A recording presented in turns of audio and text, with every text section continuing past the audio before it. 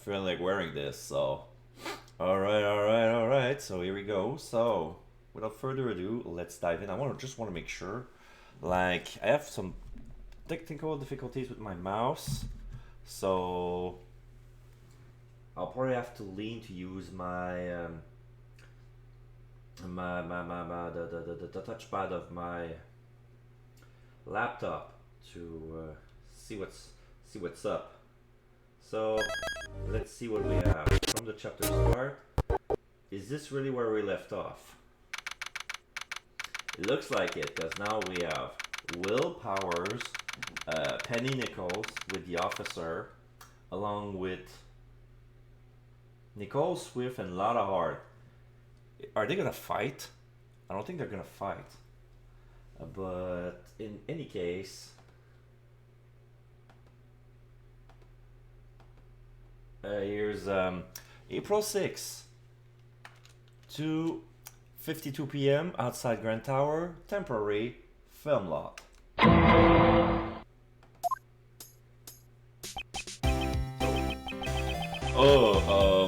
Could you please give it a rest already? The heck? I'm telling y'all, it's best for y'all's sakes to come clean. This staff here at their lips sealed shut as the reporters continue their tenacious negotiations.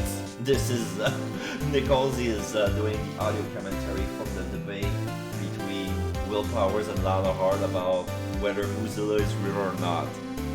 This is how we begin, folks. This is how we start the game. Of course we do. Of course that's how we begin the game. Of course. Why would it be different? Why would it be different? Alright. So, before I forgot, there is, I have a new poll regarding my new games. Like, I purchased some new games and I wanted your input on that. Come on, sorry. Lower this for a minute. I'm pretty sure I copied the goddamn thing. I copied the link. Alright, now I copied it. It's on the description anyway. With my social. But basically, you can have it here. So yeah, if I'm gonna start a new game after I finish World of Fantasy and Greedfall, like this is basically which game are we gonna tackle first? Is it gonna be Yakuza Like a Dragon? Is it gonna be Persona 5 Strikers? Is it gonna be new quick romance visual novel? Is it gonna be the Amnion File? It's like it's on the same universe, I believe, or at the very least with this by the same team that brought you Zero Escape. So I don't know if it's a spin-off or if it's a continuation, if it's the same universe. Are we gonna see more of Junpei or Akane or Carlos? We have no idea. And we have also The Sinking City, which is from the same team who brought you the Call of Cthulhu. The Sinking City, it's another short story from the H.P. Lovecraft Cthulhu mythos. So if you like that, we can dive into it. And I succumbed to the temptation of getting myself get this One Piece Pirate Warriors 4. It was on sale for a very low price and I couldn't say no. But I overcompensated by buying the character DLCs, the character DLC pack. So not only that, like I have One Piece with all like 100 playable characters, but I also have 3 from the Worst Generation pack, which is X Drake, U Rouge, and what's the other one? Killer? Like one big butcher guy we seldomly see. Then I have 3 characters from the Wano pack, which is Kinemon, Oden, and what's the lady samurai? I forgot her name. Onami? No, not Onami. Onami, that's Nami's nickname. But I also had, speaking of Onami, I also had free skins. Like I had Luffy Taro's kimono, Onami's Kunoichi suit, Sanji's Soba mask uniform from Germa 006, and also Zoro Taro. Or Zorosuke, I forgot what was his Wano name. But yeah, I got those alternative skin, and I also have for $4 the pre-order package. Like when you pre-order Pirate Warriors 4, you get the Germa 006 character. Like you get to play Sanji's brothers, and for $4 you can add them. And for $20 more, there was a music pack. But here's gonna be a problem about that, because when I downloaded the music pack, I had to sign a waiver from Bandai. Like there was like some contract, copyright stuff like that. So basically, I cannot stream when those soundtrack plays in the background, because those things are copyrighted. And I didn't know until I purchased it, and I was like, damn. So now when I look at the music gallery to test it out, it's true. Like the recording stopped when I play those music in the menu, only in the music gallery. So I don't know how it's gonna be, what's gonna happen. Like if I need to, I'm not gonna be able to play them for sure, or basically it's gonna be further reason to start figuring out how to fix my PC so it won't crash when I'm playing my Elgato, you know. So that's the thing to look forward to. But other than that, that's about it with One Piece Part Warriors 4. I already have Warriors 3, but it's pretty much 95% completed.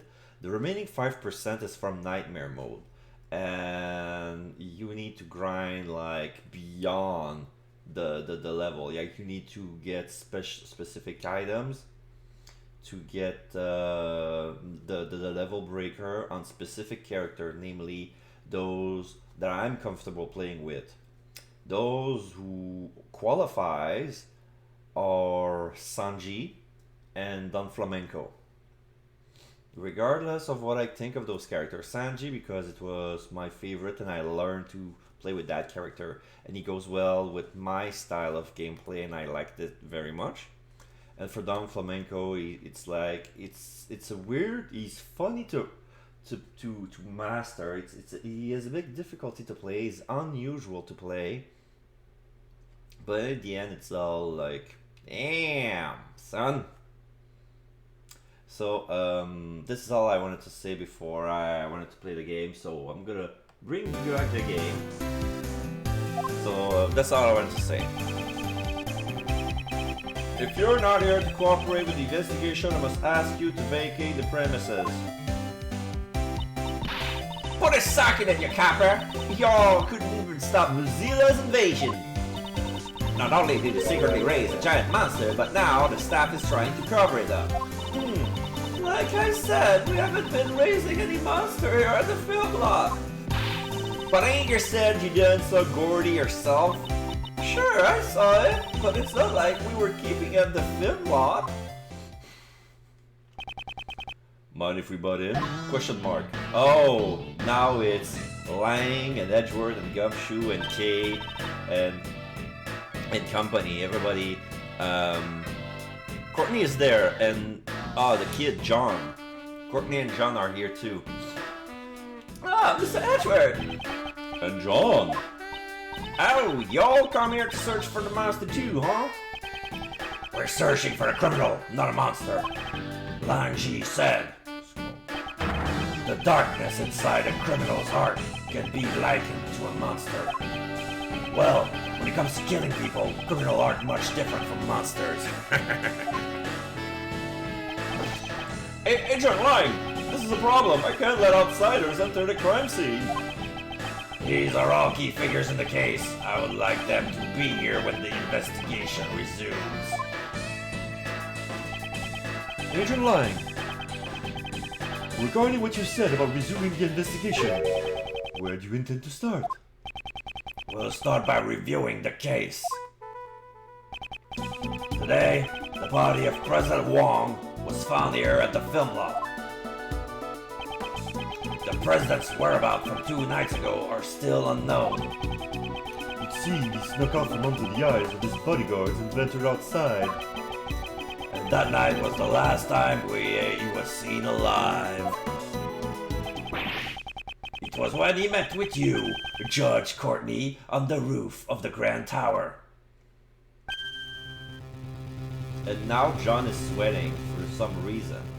Maybe he's worried for his mom. Oh! So, why did you meet with the president? That I cannot say. You can't tell us, or under suspicions of even under suspicion of murder you cannot tell us? Can't say. Why not? Miss Courtney, if you don't see anything, you won't be more suspicious. Huh, she must have a reason to clam up. I think you're somehow involved in the president's assassination. Objection! The president's body was only discovered today. That still leaves a blank of one whole day after Judge Courtney met with him unaccounted for. Not so fast! Don't be so impatient. We're gonna fill in that blank right here, right now. The evening on that blank day in question is what's important. What happened here last night? So, why don't you tell us, John March? Me? We know you were here last night. What? John was here? Between that little Missy's testimony and the footprints we found, we can easily prove it. John, you were rehearsing here last night, right? You were spying on me? I'm sorry, I just came to check up on things. You really shouldn't be staying up so late, you know. Mind your own business. Whoa! John March! That young lady was worried about you. You will not speak to her like that. The gavel was her motherly gavel. Sorry. How many times have I told you to be more mindful of the way you speak? Is it just me, or does Miss Courtney's personality seems kind of different? She seems to be as strict with her own son as she is with those who violate the law. Are you listening to me? And earlier as well. Blah blah blah blah blah blah blah blah. She's tearing her heart out. Blah blah blah blah blah blah blah blah blah blah. John ... You should always bear that in mind, no matter the occasion. Not so fast! Can we get on with the investigation already? Pardon me, Fritzy. For Judge Courtney to get carried away like that, this must be her motherly side. Agent Lang, do you suspect John? All I want is the truth. Why was the president killed? I want to know who killed him. I'll do whatever it takes to find out. It seems the president was like family to him. John, would it be alright if we ask you a few questions? Sure, it's fine. I got nothing to hide anyway. Oh, Edgeworth versus John. John rehearsals. I wasn't feeling too great during yesterday's shoot, so I made a few bloopers. They're reshooting the scene today, so... Well, I decided to rehearse a little on my own, that's all. I do it all the time, there wasn't anything out of the ordinary. You were rehearsing alone that late at night? John, when I called you last night, you told me you were at the hotel. You called him? About what time was that? I believe it was around 11 p.m. I require him to call me every night. That's our rule whenever he stays away from home. The truth is, I was at the film lot during that time. So you lied to me! Uh-oh. He's gonna get it. John's in trouble. Nothing I can do about you, boy. You made your own bed. I'm sorry. Oh, Miss Courtney sure is angry. I think it's admirable that he practiced on his own, even if he hid it from his mom. I'm sure she was simply worried. Who knows what could have happened to him, out alone so late at night. And in reality, he did get caught up in yesterday's incident. But John said there wasn't anything out of the ordinary, right? Is that really the truth? Rebuttal. John's rehearsal. You know what? Looking at John with his carton of milk makes me realize I haven't brought my drink with me and my canister is empty. So I'm gonna take a little pause. So I'm gonna do a little be right back right here. Don't go anywhere. I'm just filling up my drink. Be right back.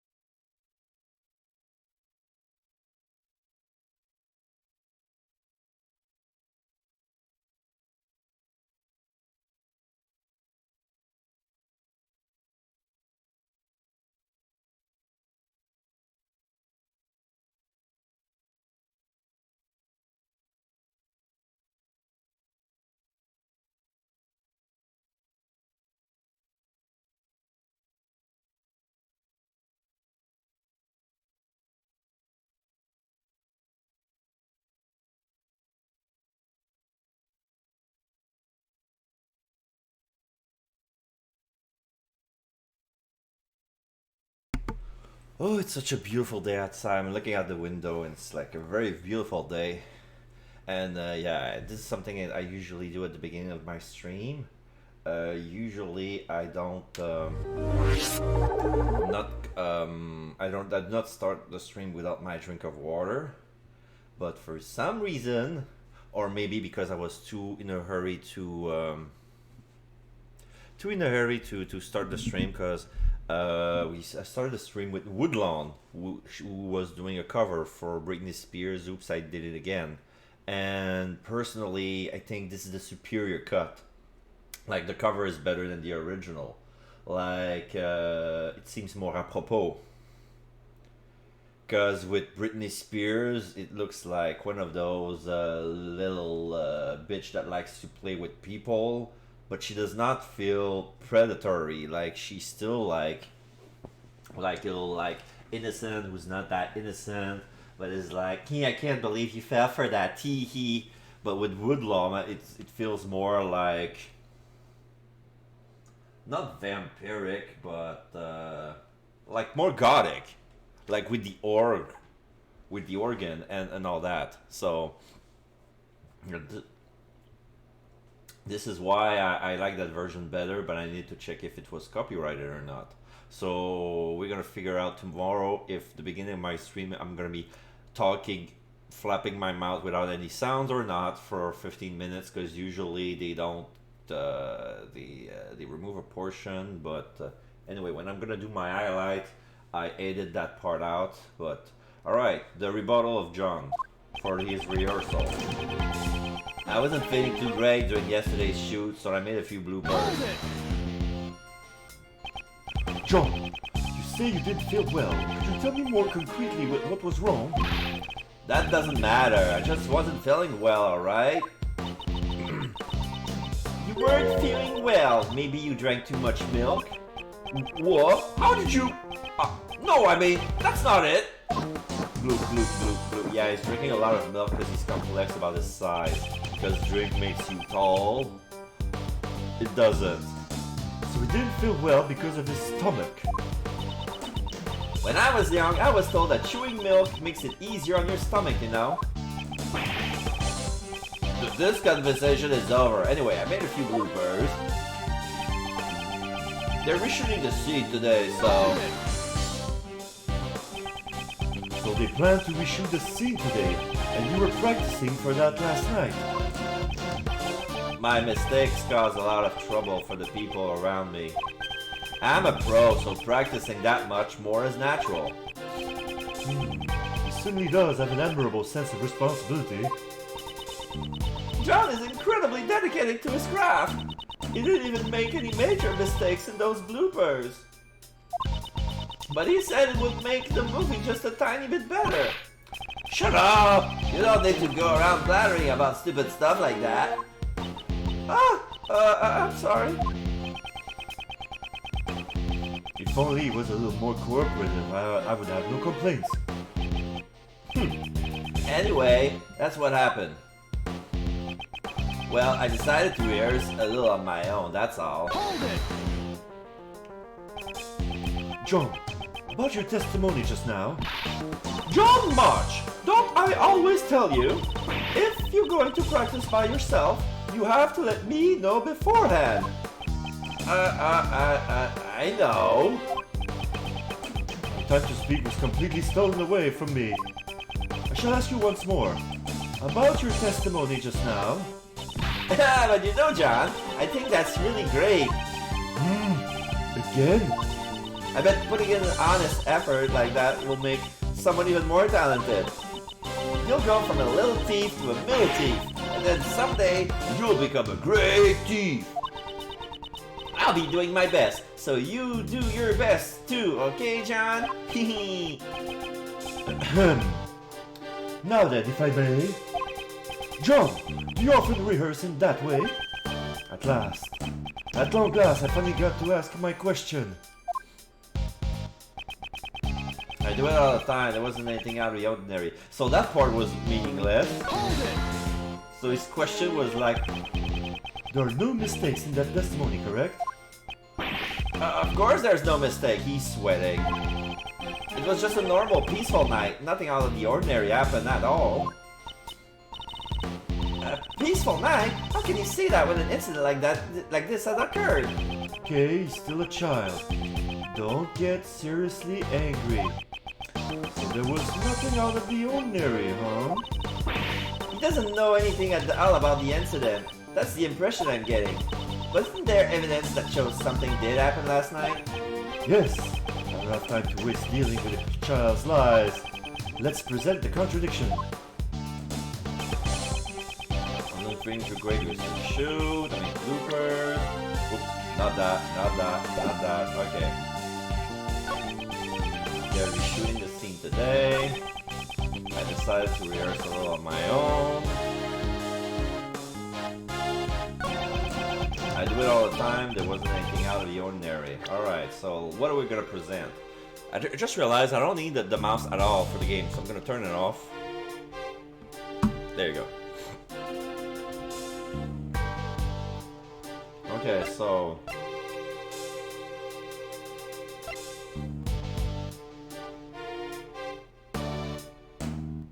Objection! Oh, I didn't want that. Oops.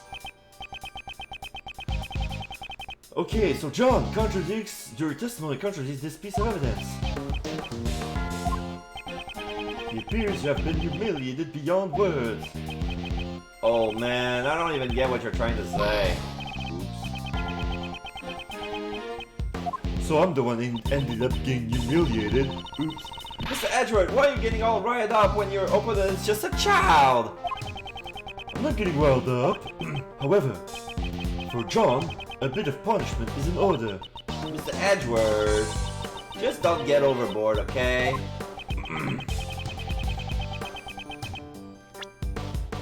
Alright, so I'm gonna try the crime scene? No. Commemorative photo? No.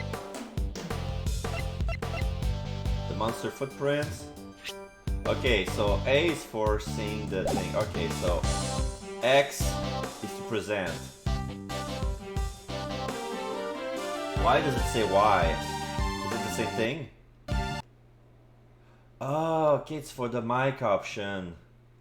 Like when you use the mic, you can choose to, you press Y and then when you're on the DS, you press Y. And then you can have the option of yelling objection yourself on the mic. Objection! Oh! It worked? There wasn't anything out of the ordinary. That's a lie, isn't it? We have evidence right here. Ah, could that be... That's right. It's the video you recorded of your performance. What? You're telling me you have video from last night? Exactly. And in this video, there is clearly something that is out of the ordinary. This is a monster's footprint. Would you say that monsters' footprints are commonplace on the film set? John? Why did you conceal this video from us? No reason, really. Hey, pup. This is no joking matter. You had a reason to hide it, right? John March, answer him clearly. But Mom, Well, I didn't want anyone to see me rehearsing. Like ... K ... Edgeworth ... so in other words, you're embarrassed about others seeing you practice. Yeah, you got a problem with that? Now go back! You're saying that's why you hid the evidence? John! Quit nagging me, you already busted me. What more do you want? Yeah, so when he got scolded, like his head goes down so bad that the backpack opens and fall on his head, and then he just set it back up and it closed automatically. So it's so funny. Yeah, the footprints were there, but I just practiced and headed home. Hold it! How come you're so calm after finding those footprints? It's a monster, you know, a real live monster. I thought it was just a part of the set. Besides, there's a lot of other weird stuff around here too. He's suspicious, Chief. The kid's really suspicious. You're right, Nicole. The smell of Scoop stinks in high heaven. Shut up, we're done talking. Objection! We're not done yet. What now? The monster's footprint were the only unusual things that happened last night. Besides the monster's footprints, what other unusual thing happened last night? Well, the body. Am I gonna present the body? Take that! Oh, maybe not. And just what exactly does it show? You don't understand, do you? You are still a child after all. I don't need some guy who's less intelligent than a child telling me that. Oh, it seems that wasn't it. Let's review what happened there last night one more time. Yes, I won't let this child make a fool of me any longer. Why are you getting so worked up about that? Anyways, just what was it that happened last night? Besides the monster's footprints, what other unusual thing happened last night? The head falling? Just gonna consult the original last night. It fell from the studio roof. Yeah, that. Take that! A monster's head fell from the roof of that building. Surely you must have known about that. I don't know anything about it. Is that true? I told you, I just practiced a bit and then I went back. I don't know anything about Mozilla's heads falling or anything like that. Or do you have evidence to show that I know something? There certainly isn't any evidence of that. It's also possible that it fell after John has already gone back. Sorry. There's no evidence that, like I said, we're done talking. It seems that John doesn't really want to talk about last night. Could he be hiding something after all? Not so fast! Wait up! Agent Line? It's as I thought. Thank you, Mr. Prosecutor. This video backs up my logic. Huh? Is there something in the video that's related to the case? Yeah. Take a good hard look at the monster costume in the top left. Oh, I didn't notice there was a costume. The Mozilla costume? Try comparing it with the one over there right now.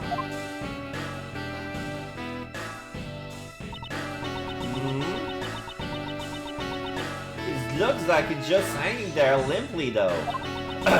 And the zippers on its back is zipped up tightly.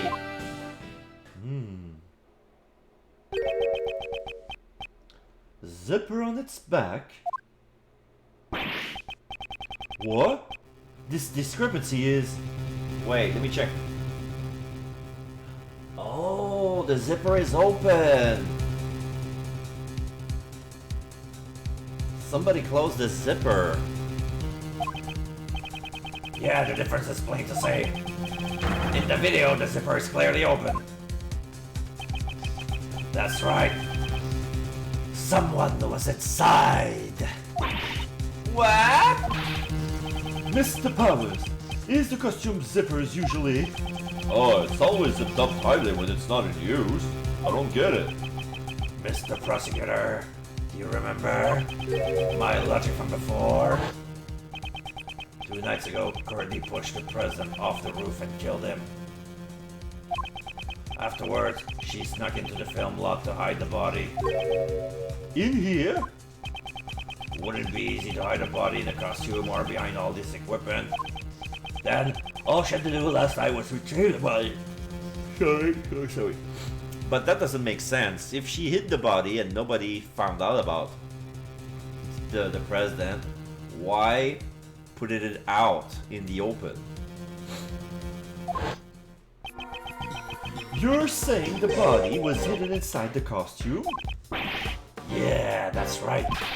Judge Courtney, 2 nights ago, you pushed the president off the roof of the tower. And you hid the body inside the monster costume. I didn't know such thing! Not so fast! Say what you want, but you're the only one that could have done it. Objection! That should have already been proven impossible! The film lot was locked at the time. Judge Courtney could not have entered this place. Not so fast! And what if there was an accomplice? What? I'll tell you my reasoning, so listen up. Alright, so now it's up to freaking Lang. Mother and son theory. Oh wait.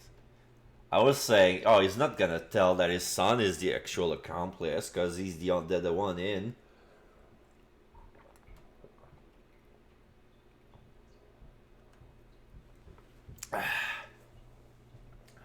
That makes no sense. Courtney will never do something so unlawful as to use our own son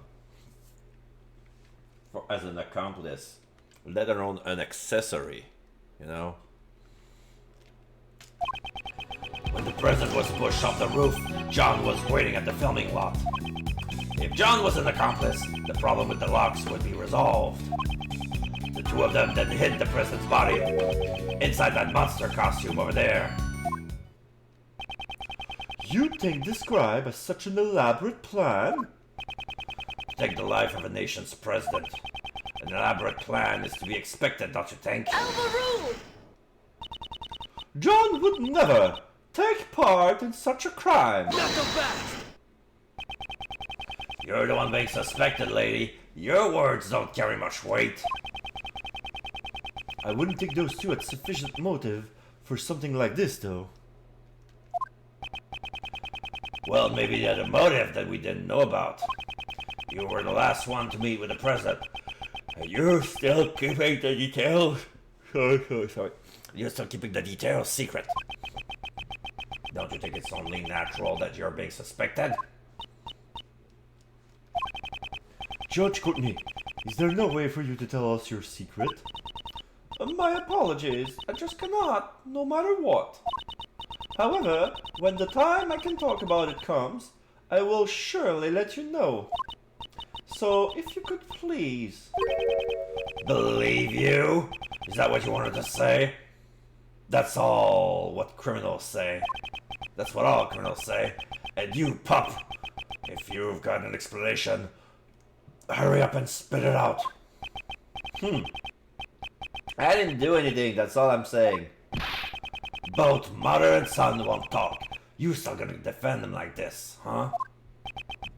It's true, Judge Courtney's actions are a mystery. However, we still don't know whether or not that ties in with a motive for murder. Yeah, that's right. Their motive for murder can wait. For now, let's talk about the situation surrounding the crime. And the fact that these two are the only ones who could have done it. Mother and son theory. Rebuttal. When the president was pushed off the roof, John was waiting at the film lot. Hold it! Agent Long, don't tell me you're saying John was an accomplice. John still looked like a grade school kid. He's even got a kitty backpack to boot. How could he be an accomplice? There's just no way. Like I said, John's already in high school and the backpack is a part of his costume. Not so fast!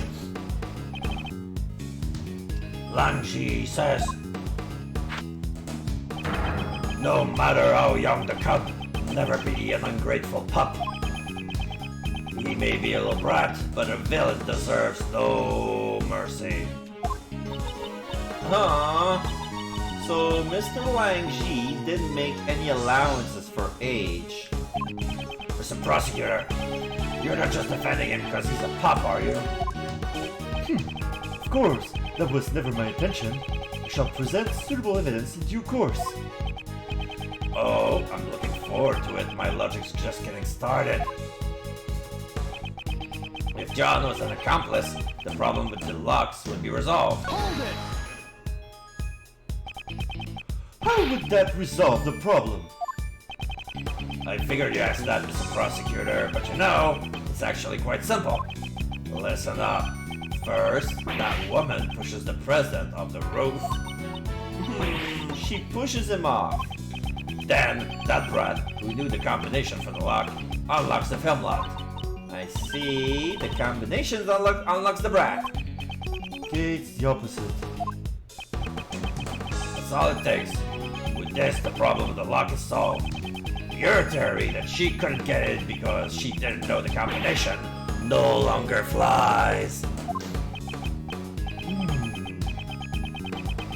Regarding the lock, that certainly is a plausible explanation. Agent Line, thank you for your clear explanation.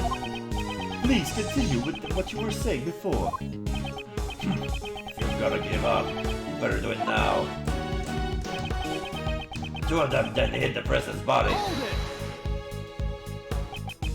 it! Supposing those two were accomplices, why would they have needed to leave the body hanging there for an entire day? Not so fast!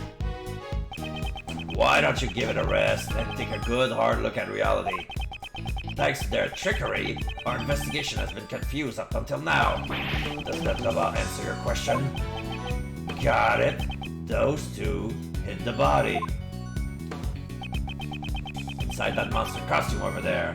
Hold it! In the video, we cannot see the inside of the costume. So, Can you really say for certain that the body was placed inside? Yeah, I'll give you that much. In that case, why don't we try examining it? Inside of that costume, there might be some traces left inside. Mr. Powers, may we examine the inside of the costume? Sure, go ahead. But it might be kinda stinky since I sweat a lot in there. This is... incredibly dirty. What's inside? Is that gravel? What are those white things?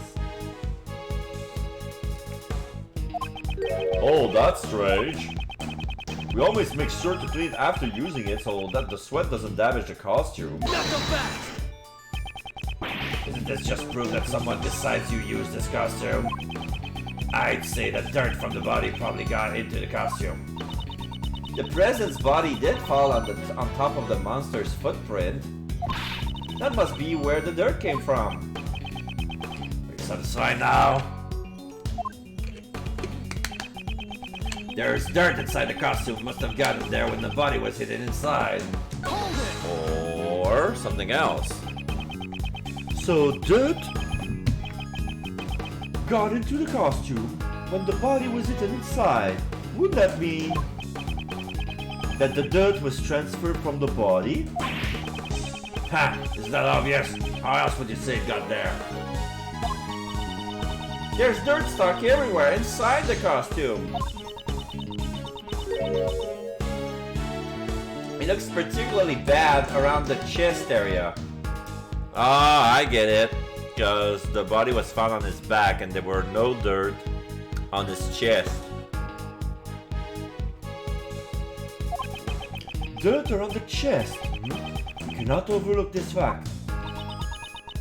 Mr. Lang's logic does seem to make sense. Indeed, if those two were accomplices, crime certainly would have been possible.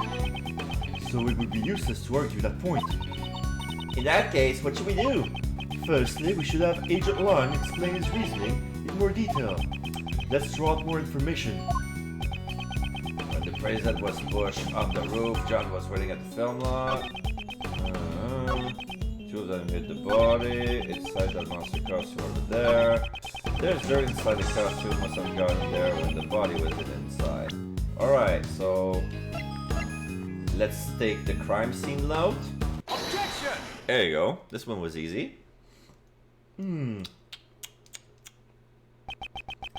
Dirt got onto the costume when the body was hidden inside it. Is that really the case? You have a problem with that? There was a fair amount of dirt inside the front of the costume. Yeah, that is a lot of dirt.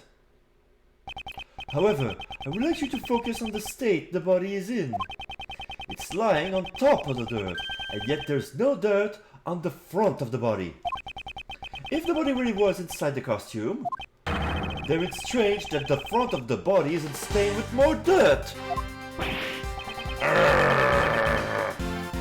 Well then, how would you explain it? How did the dirt get inside the costume? From the video footage, it's very likely that someone was inside the costume. But just who could it have been? Where have I seen this? What's the matter, Kay? I just feel like I remember seeing something like that looked like this dirt somewhere before. But where was it? There were these bits of gray fragment mixed within the dirt. Yeah, the more I look at it, like the gray fragment that was inside the dirt, that's the same kind of soil as when Blaze tried to destroy the evidence. So I believe that the suit got out of the movie lot at the graveyard, made by the true culprit, but we don't know who exactly yet. Gray fragments. There does seem to be something other than normal dirt mixed into it. Something must have gotten stuck to it, and lots of it, I might add. Something got stuck into it. This may merit a closer look. Where did we see dirt that looked like what's stuck on the inside of the costume. Alright, represent the gloves. Take that! This dirt has some great bits mixed into it. What of it? We found an item belonging to a certain man that was covered in the same type of dirt. That is to say, these gloves. Those dirt stains. They certainly look the same. But tell me, just what exactly is this gray substance? This gray substance is Plastic, concrete, or paint. This gray substance must be fragments of concrete. You mean the stuff that was scattered around the monster's footprint? Exactly. Meanwhile, who do these gloves, which are stained with the same kind of dirt, belong to? Oh, I remember! We found it at Blaze's place! Earlier today we went to Blaze's garage. There we discovered these dirt-stained gloves. Come to think of it, there were also hammers, shovels, and other tools placed inside as well. Why would mechanics' gloves, intended to be used on machines, be covered in dirt? Is he prone to concrete with the hammer and then dug into the soil with the shovel? Then it's only natural for dirt like that to get on the gloves. Then maybe... Yes, the true nature of the monster's footprints has been made clear. It's possible that these footprints were dug up by Blaze the Best himself. Knuckle fast! It's possible. It's possible, you say. Please do enlighten me. Because I honestly have no clue. Why on earth would he do something like that? Why did he make it the monster footprints? Thinking about it, the answer must be... Digging something up, he buried something. Could it have been because he buried something? He buried something? I smell treasure! So what did he bury? Oh, if we want to find out, we have to dig it up ourselves. Knuckle fast! You think the police wouldn't have already investigated that? There was absolutely nothing buried beneath those footprints. Oh, I see. That I didn't know. Thank you, and good job, police officers. Please do fill me in every time you do specific in your investigation, even though I don't have a lick of authenticity with my fake prosecutor's badge that's shaped like the Yatagarasu. Oh, in that case, we should assume the opposite then. He dug the...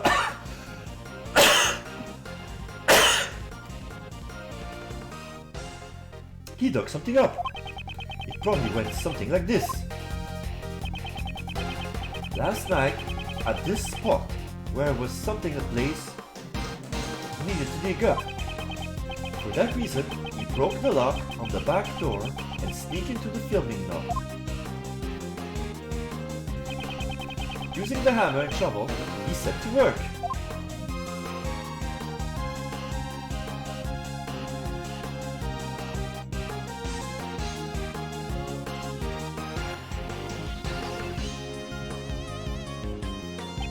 So we made 3 different holes.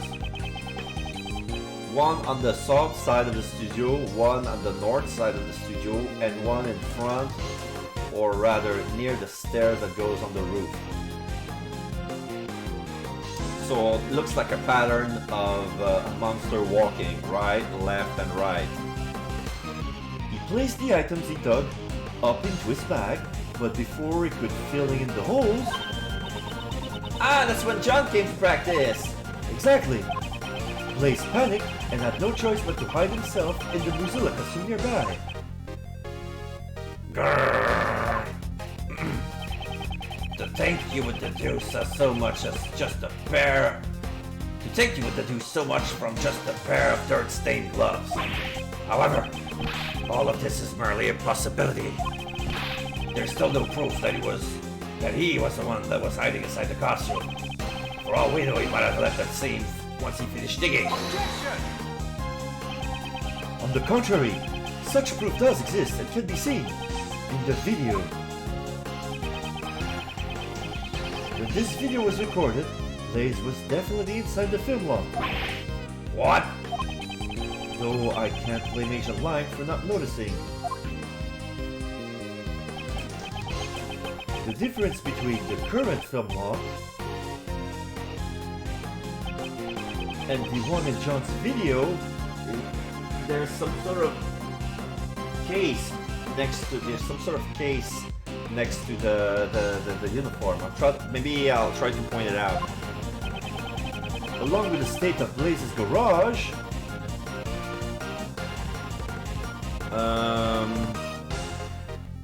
That's not the same box. Oh! The box that he's in his garage, he took it from the studio lot. Yeah. It's all too clear that Blaze was still there. What proves that Blaze was still at the film lot when this video was recorded? I don't think that the case doesn't look like the one that is his garage, but the fact that he's not on the map when we walk around, there was nothing near the costume, and disappears on the footage. I'll try to bring this up. I'm gonna save, and I'm gonna present this. Take that! Appears. Oh, that was it. Doesn't look nothing like that, but that's what they're trying to say. This bag placed near the costume. There was an identical one inside Blaze's garage. That's not identical. First, the dirt's on the glove, and now the bag. It seems there is a connection. Mechanical gloves updated in my organizer. Worn by Blaze the Best when he dug the monster's footprints like holes. And that's my proof. Blaze was inside the costume. Ergo, the president's body could not have been hidden inside it.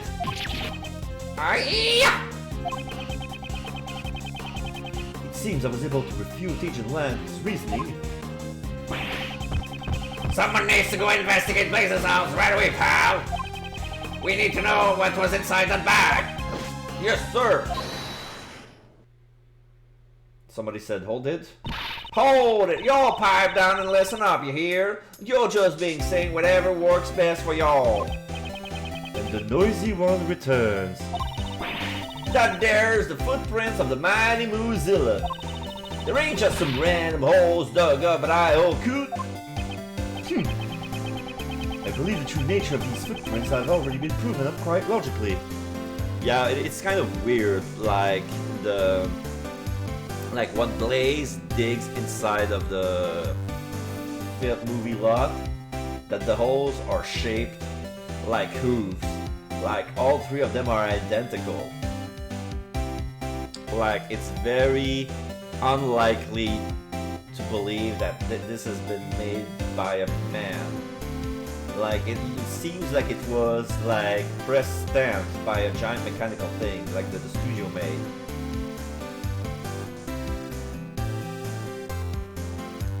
I believe the true nature of these footprints have already been proven logically. Logic schmogic, I ain't buying it.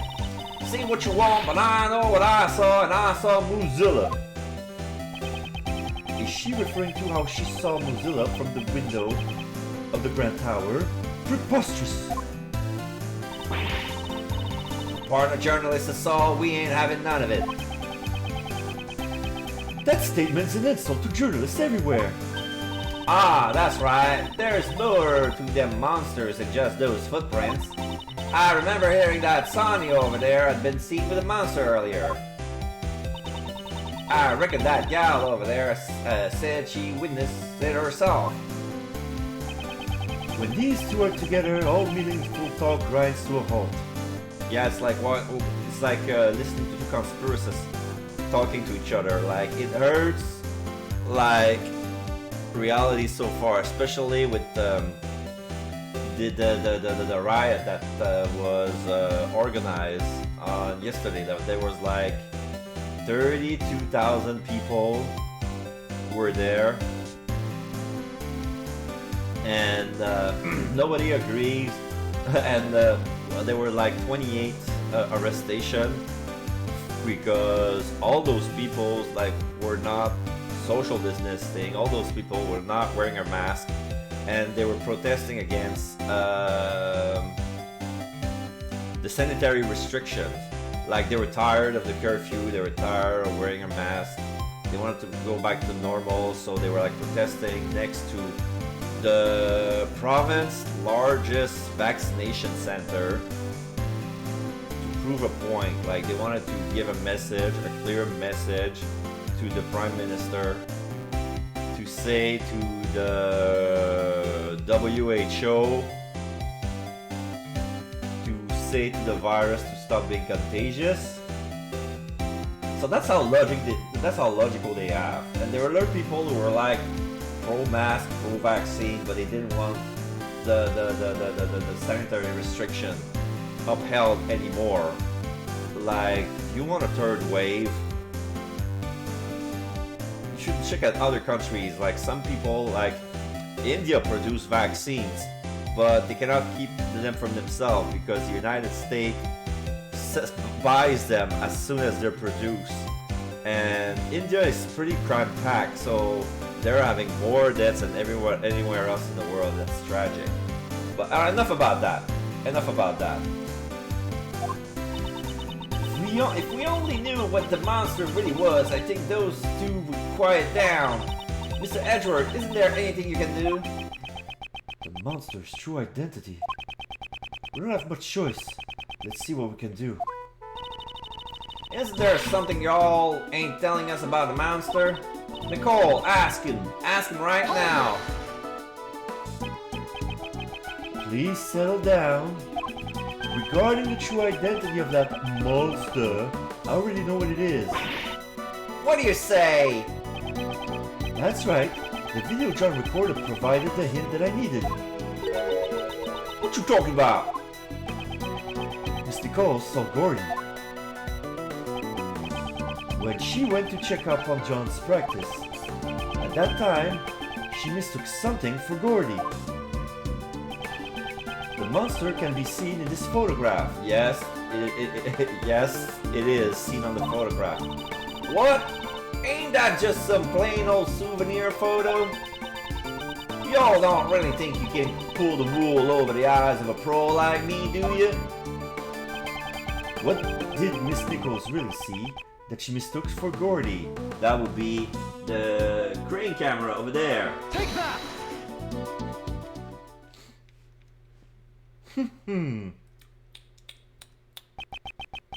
Naturally, Gordy's true identity was this camera crane.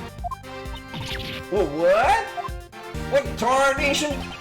The video John recorded was shot from fairly high up. A shot from this position would be impossible without a camera crane. Hold it, I said hold it, but there ain't no way Miss Nichols would mistake a camera crane for Gertie. Objection! I wonder about that. Miss Nichols? Yes? Earlier you said the prescription for your glasses didn't match your eyesight anymore, correct? Yes, lately it seems like my eyesight has suddenly gotten a lot worse. So you would say that you weren't able to see Gordy very clearly in the dark? That's right, its silhouette was all I could make out. But remember what Miss Nicole says, and I quote, its skin was really scaly, almost like a reptile. Camera cranes ain't got no flesh on them, let alone skin. It's just a bare steel frame. That is certainly true, at least in the case of this photo. However, last night, he did have skin. Hold it. You're just doing whatever you can to get in the way of our big scoop, ain't ya? That was not my intention.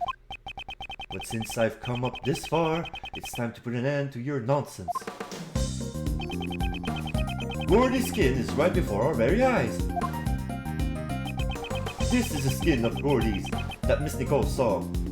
That would be the waterproof sheet folded next to the crane. Take that! As Miss Nicole stated in her testimony earlier, it looked like it was going to rain last night, while it never actually rained. John still covered the camera crane with a rainproof sheet, which, to Miss Nichols, looked like the monster skin. What? Ow! My bear trap! I should not keep it loaded in my backpack like that. It's dangerous. You gotta be kidding me! Oh, Is that right, John? Man, you saw through it all. Not bad, old man. Wow. Unfortunately, the Gordy that Miss Nicole saw was nothing more than an illusion. Not again. Looks like my dream have shriveled up and died once again. Mentor. Seems like things have finally settled down. I really thought the boy was hiding something from me. Guess I had it all wrong. now that we've figured out the true form of the monster, everyone seems refreshed. Actually, there's two people here who are totally bummed out. Agent Lang! Forensics report. Agent Lang! Report! The report is in, sir. We got the result of Mr. President Wong's autopsy. Good, show it to me. Yes, sir. Contusions and bones fracture found across the body, resulting from tremendous pressure. So this was the cause of death. In other words, he was crushed to death. I thought as much. So, crime scene note updated my organizer. Crushed to death, time of death April 5th around 11 p.m. Oh, I can touch the check button for details. The yellow stain on his chest is currently under investigation. That was the most important part. Alright, we have the autopsy, but I want to check.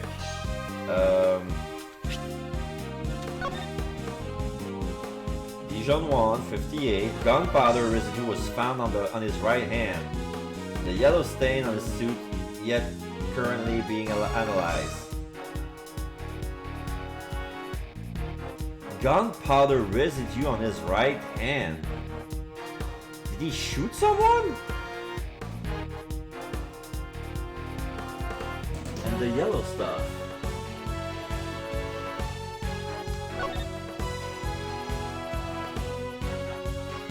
They're good to have noticed gunpowder residue.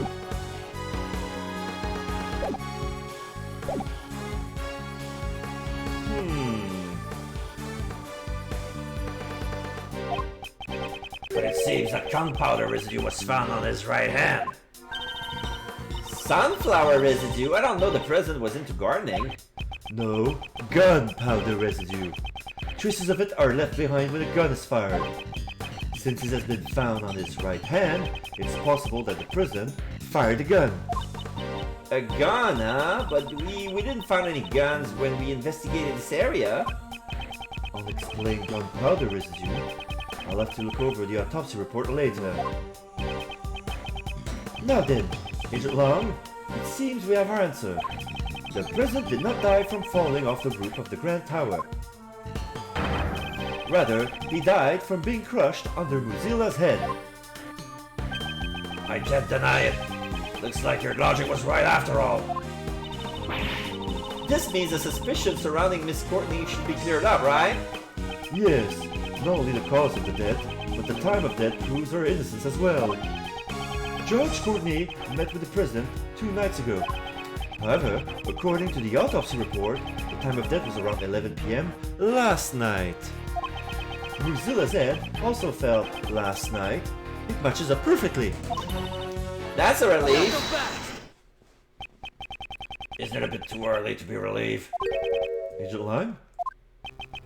The president died after being crushed by the Mozilla's head. That I will admit. But the problem is, who was responsible for the falling head? Mozilla's head fell last night. And last night, the one who was at the film lot was... Overruled! What are you saying? Surely you're not implying.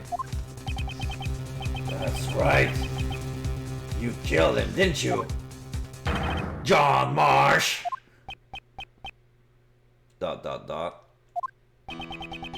That pup is hiding something. He was at the scene where the body was discovered last night. He also saw the footprints.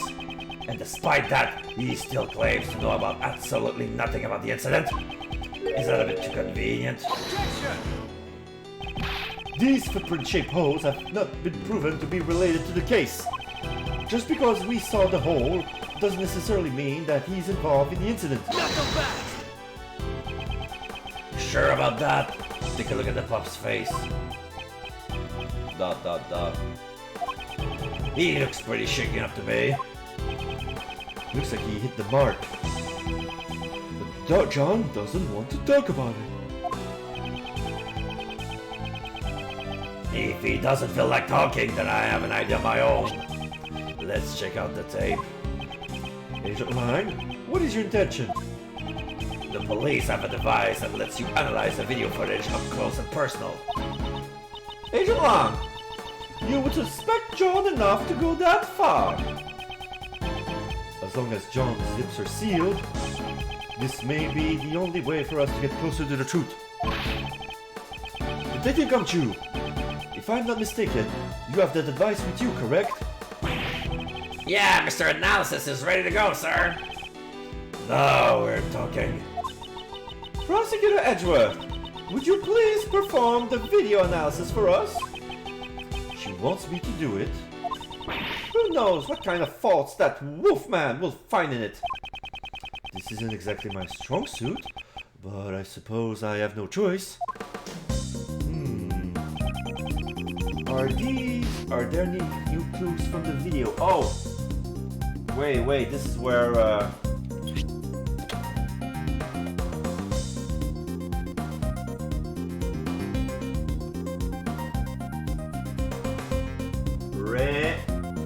Recreaner.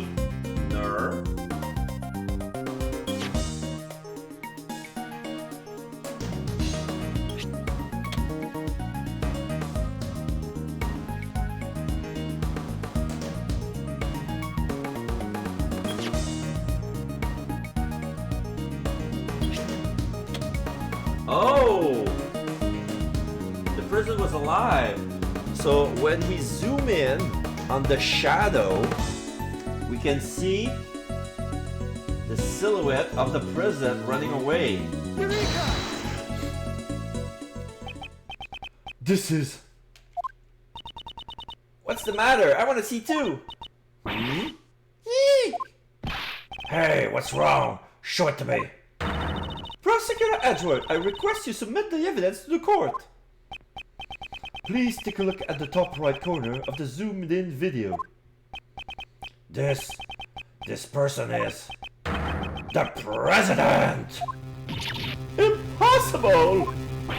Huh? No way. It seems we finally found it at last. The evidence that points to the true killer. This video places John at a major disadvantage. You're wrong. That's not right. I didn't know anything about this. That's not gonna cut it. It's clear that you and the victim were together at the same place where his body was later found. John Marsh, there's no doubt. You killed the president. No, this can't be. Why? Why would you? John, please don't tell me. Did you really kill the president? Oh, she's panicking. She's having the same fit as back when John was kidnapped. Like the same anxiety, panic attack. Mr. Edgeworth, is this really decisive evidence? Mr. Prosecutor, looks like even you can't object to this. That Bob said he didn't know anything, right? And yet, the president's right there in the video.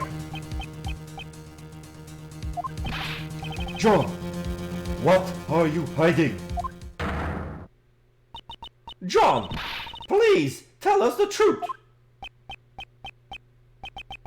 The truth is, it's all my fault. John March, what did you do? Mozilla's head falling was all my fault. Oh boy. What was he doing on the roof?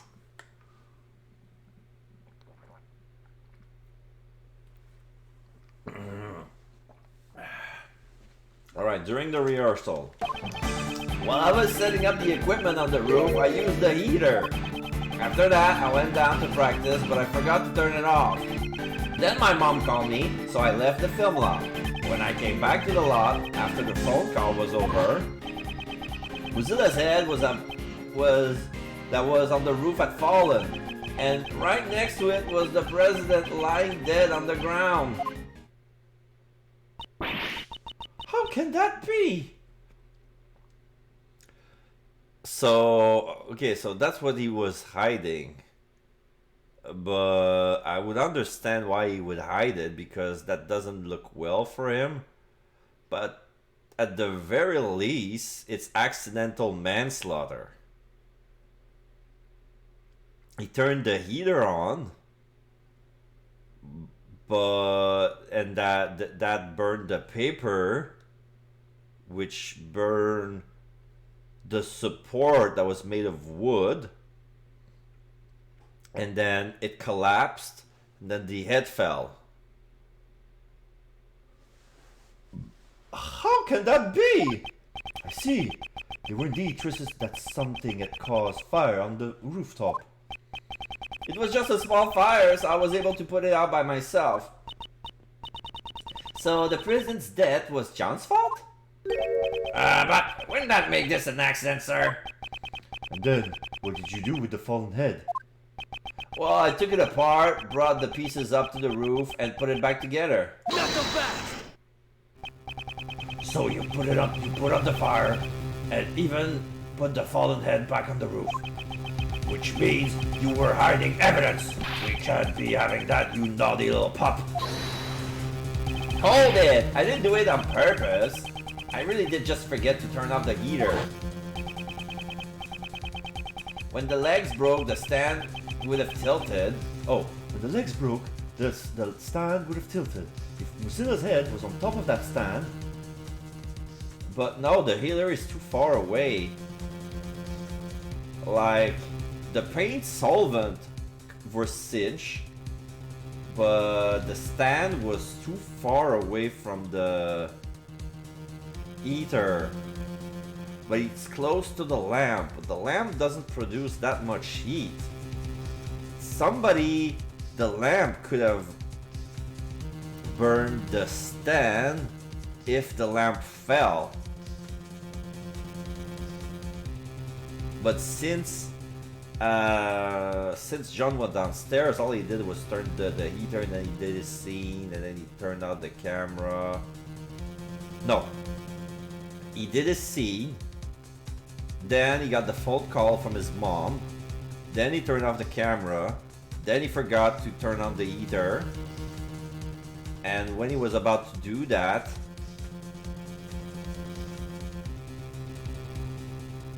but the president was inside the lot. Was he stalking John? With a gun? I have a feeling that for some reason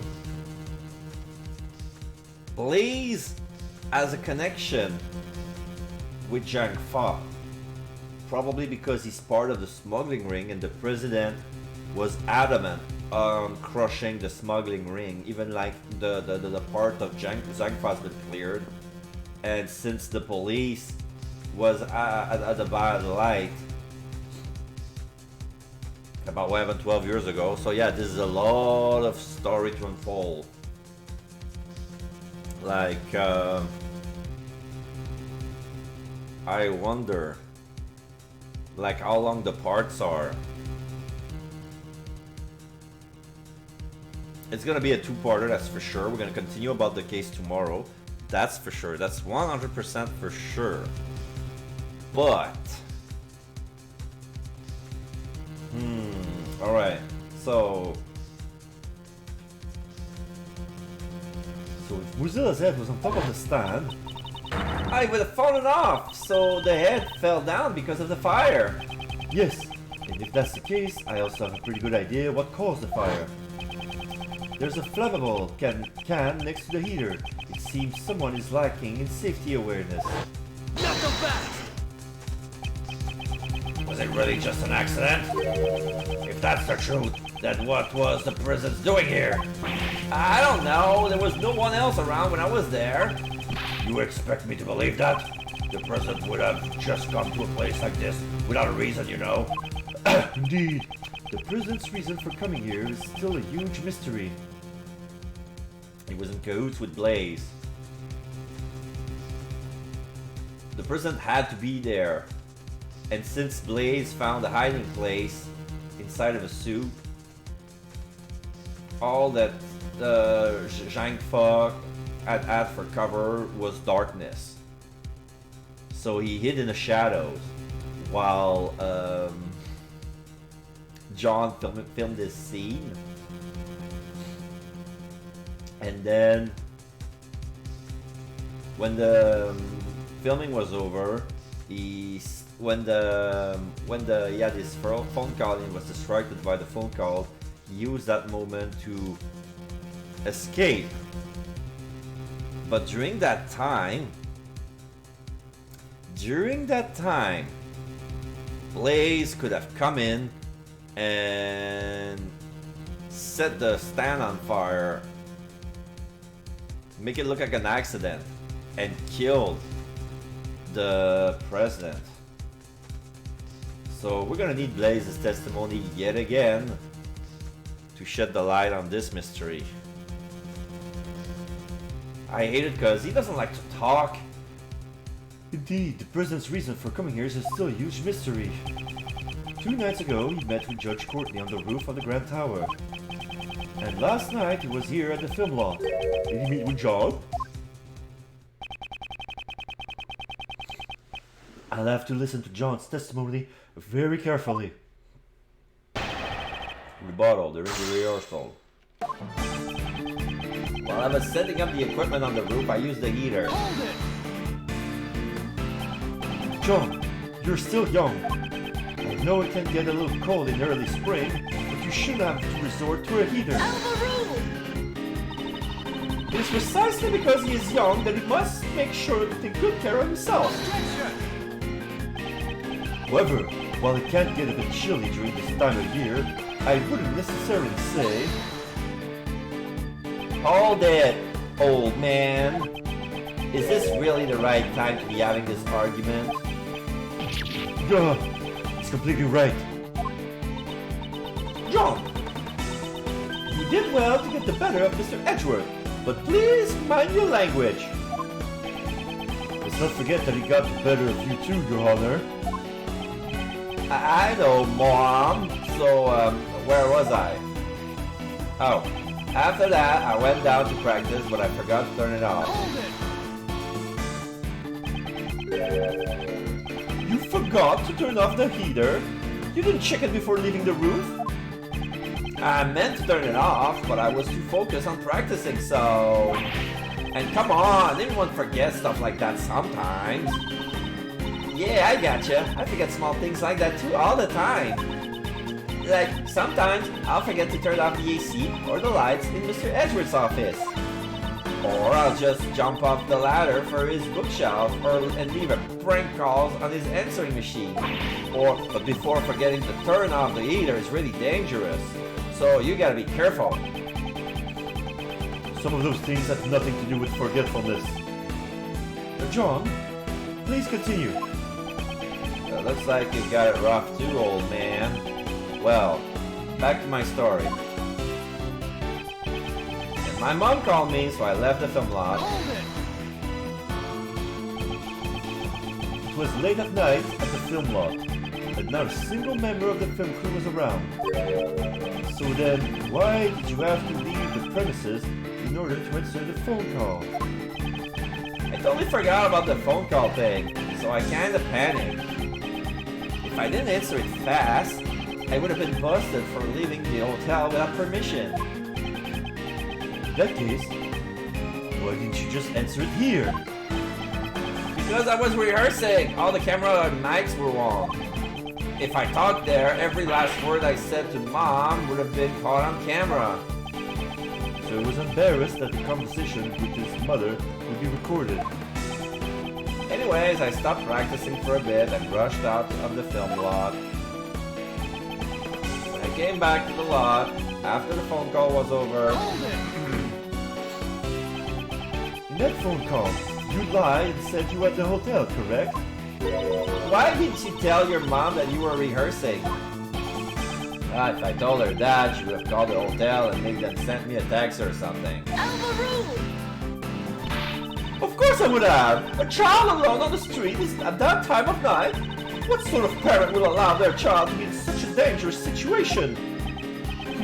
I guess kids just don't understand how their parents feel. It goes both ways, Mr. Edgeworth. Indeed. Now then, John, please tell us about what happened after the phone call. Huh? Oh yeah, of course. When the call was finished and I came back here,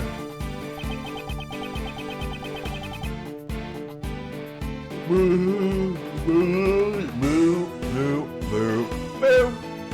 brrr, Mozilla's head that was on the roof had fallen. Was there any indication that the head was about to fall? I don't know, I was focused on my rehearsal. So you forgot to turn off the heater, which led to a fire on the roof. I would think you should have at least heard something. Heard something? Oh, yeah, I was here wearing headphones, so... Headphones? Well, yeah, listening to the movie soundtrack helps me get into the scene. I had it on full blast, that's why I didn't hear anything.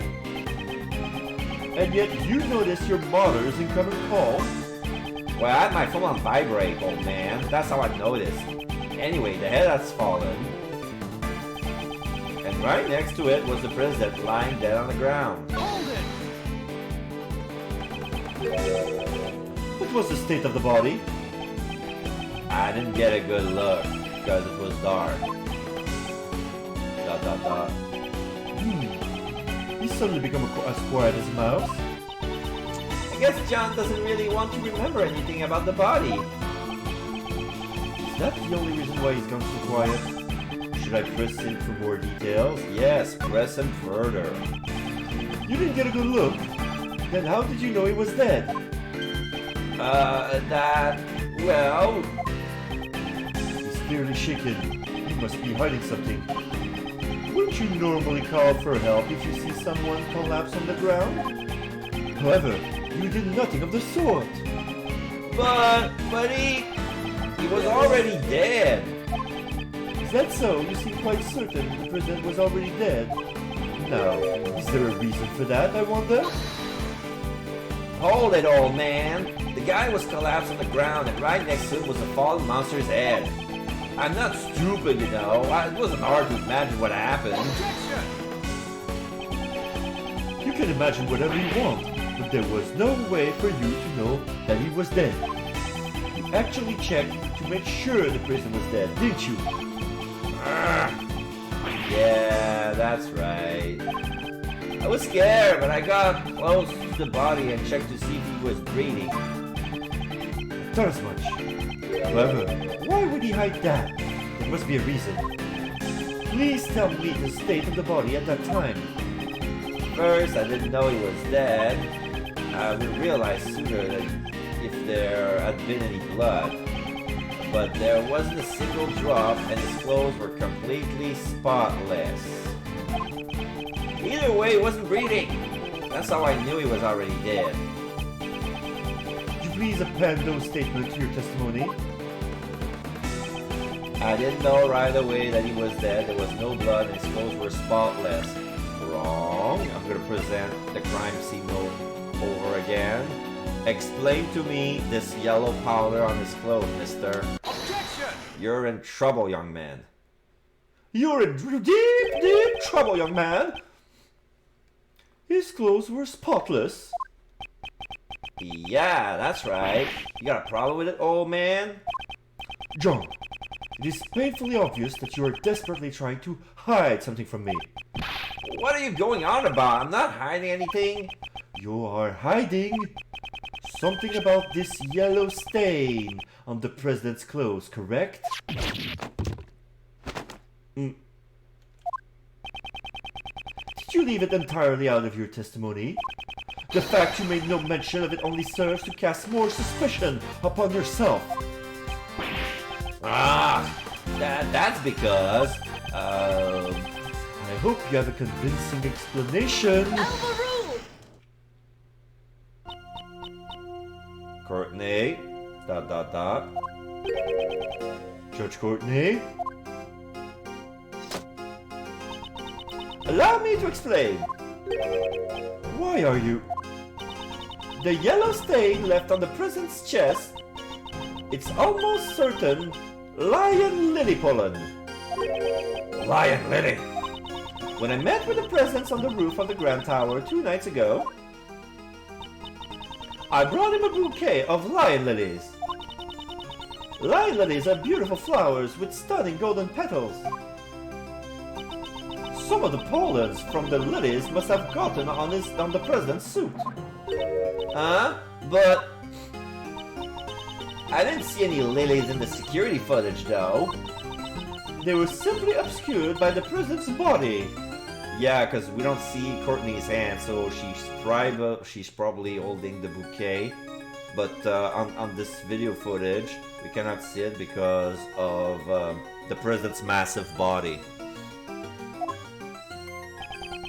Why did you bring a bouquet? That I cannot say. Not so fast! Hey! You're keeping way too many secrets. You won't tell us why you met with the president or the reason you brought him flowers? My apologies. However, I did give him the bouquet. That much is true. Objection! But when the president's body was discovered, we didn't find any flowers. I honestly don't know how that could be.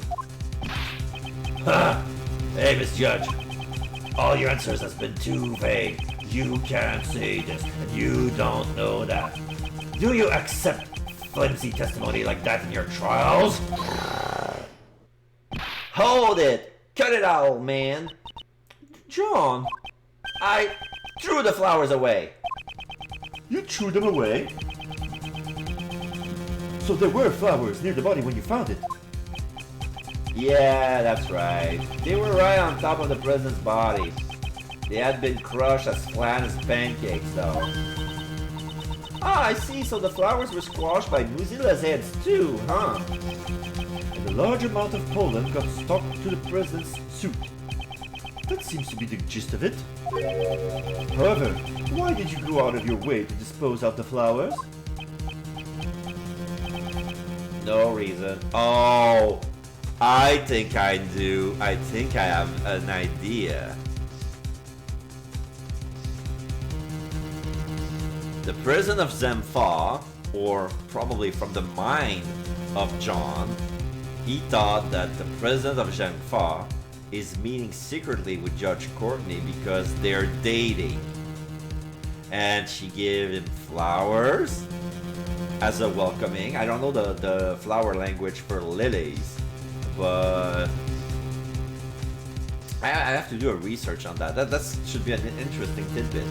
But yeah, and I think that he doesn't like the president very much because you're not going anywhere near mommy, you stranger, you gaijin, you foreigner.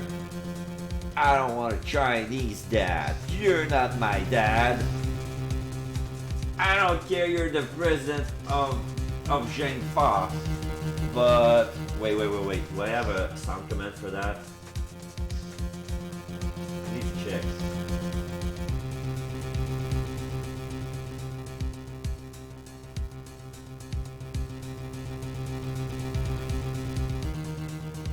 Oops.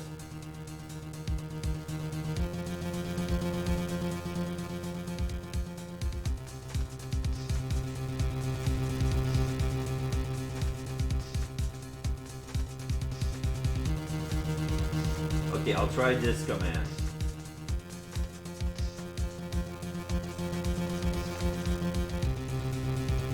Come on.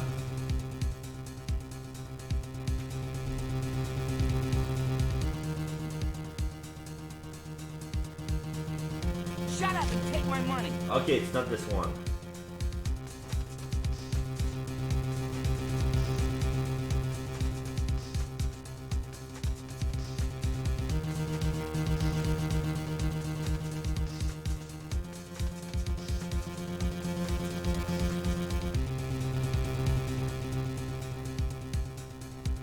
Oh, those are in sound file.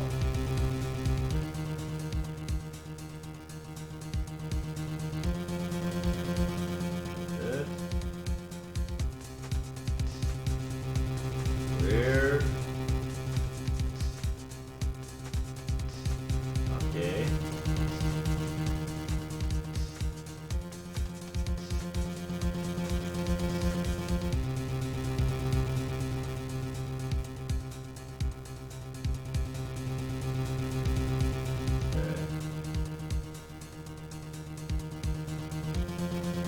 Wait, is that a suitable command? I didn't know that. Wait. Don't tell me that every time somebody is gonna have Halo. Just want to check something. Oh my god. So everybody who's gonna tap Halo from now on is gonna trigger the Halo command. Okay. So, no. Apparently I don't have it with me, so it's okay. Like, that would be a good moment to put the You're not my supervisor! You're not my dad! So John's not going to tell us anything either. I guess mother and son both have a lot of secrets, huh? Overruled! That is not true. At the very least, I can tell you why John threw away those flowers. Huh? John, you saw me leaving the house with those flowers in hand, did you not? Dot dot dot. Ah, I get it. John saw the flowers and thought of his mom. He threw them away in order to protect Judge Courtney from being suspected. That's not true. You're all wrong. That was his worst lie yet. A bouquet of lion lilies Judge Courtney gave to the prison, found at the top of the body by John. Jotted down in my organizer. Okay. Crime scene note updated in organizer. So they're gonna say, okay, so we're not waiting for the autopsy report to confirm that these are lion lily pollen.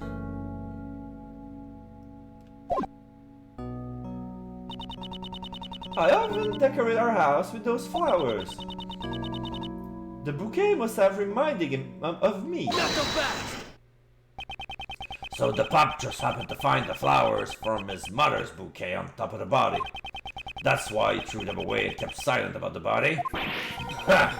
That's a tidy little story if I ever heard one. What's wrong with that? I suppose you prefer untidy, messy story, Agent Lang? Don't tell me what that you've forgotten already, Missy. This pup confessed that he caused the mother's head to fall last night. Oh, that's true, but... He's currently the only suspect in the prison's murder. Objection! It is true that there are many reasons to suspect John. However, there is someone other than John who is far more suspicious. What did you say? John himself was kidnapped by that very person not too long ago. And we're rescuing him from the refrigerated warehouse near the harbor, pal. The refrigerated warehouse. A refrigerated warehouse? That's right, pal. The refrigeration wasn't turned on, so he wasn't about to freeze to death. But if he hadn't yelled out for help, we would have never found him. It was at the Sunshine warehouse. So, once the sleeping drugs wore off, he was finally able to call out for help. Sleeping drugs? Oh, if I recall correctly, when you were kidnapped... That's right! There was a bottle lying on the floor of the refrigerated warehouse. I think it was the same thing that was used on me not too long ago. That sleepy ZZZ stuff, it's super powerful. sleeping drugs data jotted down in my organizer used on Kay and John when they were abducted. The brand name is Sleepy ZZZ. How about it, Agent Lang? John is clearly a victim. There is a mastermind at work behind the scenes of this case. I don't know anything about this so-called mastermind. You say they were here last night? I still don't know for sure yet. Huh. It's not like you to be so vague, Mr. Prosecutor. Indeed, we still don't have any evidence that ties the mastermind to this murder. Is there someone else? Is there anyone besides John who had the opportunity to murder the president?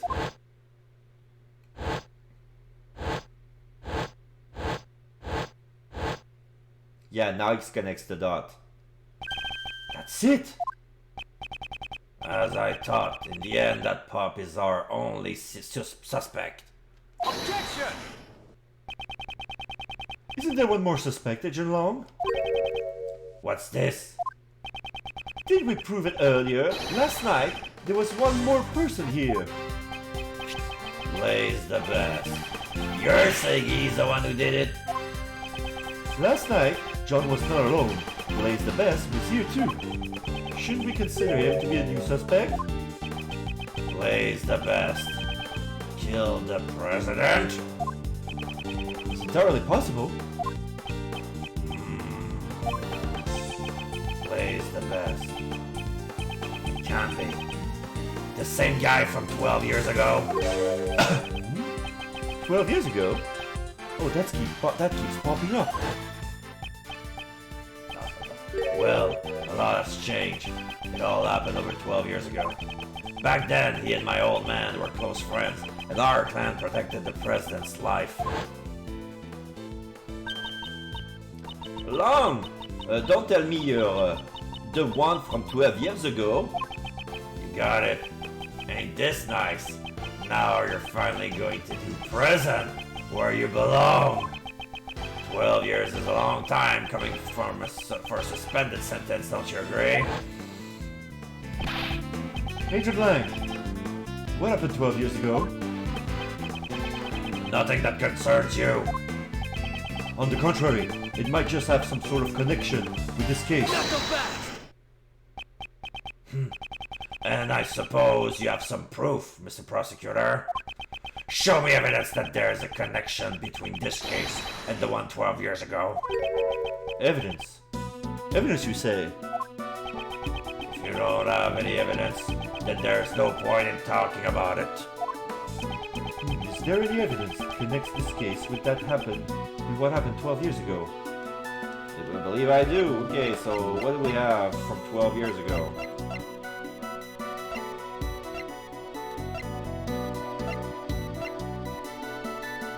IS-7 document, but that was 18 years ago. Lara's testimony. 2 nights ago, the president never passed through the 51st floor storeroom. Report on Nightly, the mementos, the bug, the tape recorder. A recording of what was intercepted from the bug that was planted on K. Okay, no, that's not it. So, report on Nightly. A report on Nightly's connection with Dogen by Patricia Roland and Blaze the Best. That connects Roland to the Best, but while Roland was involved 12 years ago, Bob Orm was certain there's a connection between Nightly and Dogen. Dogen's chess partner's identity remains unknown until now. Was actually Nightly all along. That is proof enough. Tomorrow I shall interrogate him in the warden's office. I'll get him to confess what he's done to Dogen's henchmen. That thing he laid to rest in front of me, in front of the flower bed 12 years ago. He simply must retrieve it. Okay. Take that! This is a report written by Patricia Rowland to Blaze the Best regarding Nightly. Please read this part here. That thing he laid to rest near the flower bed 12 years ago. That's not all. Take a look at this as well. This letter was sent to Jill Crane, who was murdered 2 days ago. Although the sender is currently unknown, here it is written as follows. Please get revenge for 12 years ago. What? 12 years ago? Agent Long, something big is happening here. Jill Crane's murder 2 days ago, and now the president's murder today. There have been some connection there, and the key to solving it lies with what happened 12 years ago, does it not? You're asking me to reopen the old wounds of the Lang clan. Agent Long, I beg of you. ...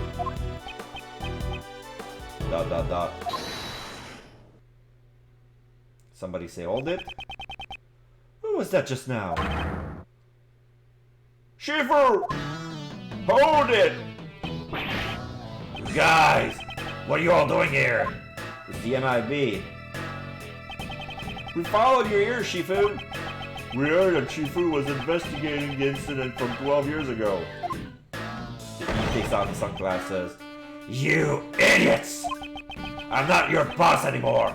Get back to your own posts. Sir! We can't do that. What did you say? Are you disobeying my order? Shifu, we're also begging of you. Reinvestigate the SS5 incident from 12 years ago, please. None of us could ever forget that case. We know you feel the same way, Shifu. ... Agent Long, even your former subordinates desire to reinvestigate the case. You think you can solve the mysteries of that case? Perhaps I can. With your help. I got it. I accept your invitation. Shifu! Shifu! Shifu! Shifu! Shifu! Now then, with that decided, I guess it's my turn to shine. Okay. We're investigating a case from the past, right? And guess what the best tool for that is? Ah, the little Mr. Thief. Right! If we have the case files from the past case, and I can recreate it. Unfortunately, I don't have the case files. Huh? What do you mean? Access to those case files is restricted. It's being treated as highly classified information. Why is that? I don't know, but it seems like there were a lot of things that they wanted to keep hidden. Even what I know is limited to what was published in the newspaper back then. That will not be a problem. In any case, please tell us what you know. Sure.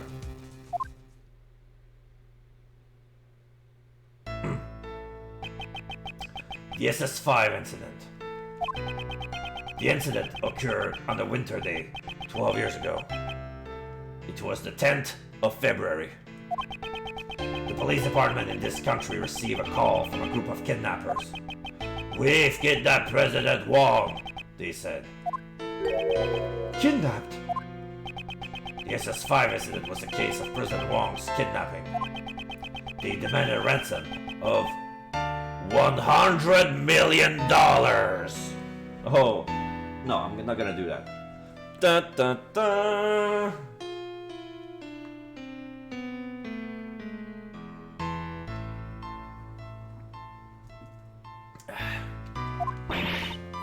$100 million? Wait, just how much is that?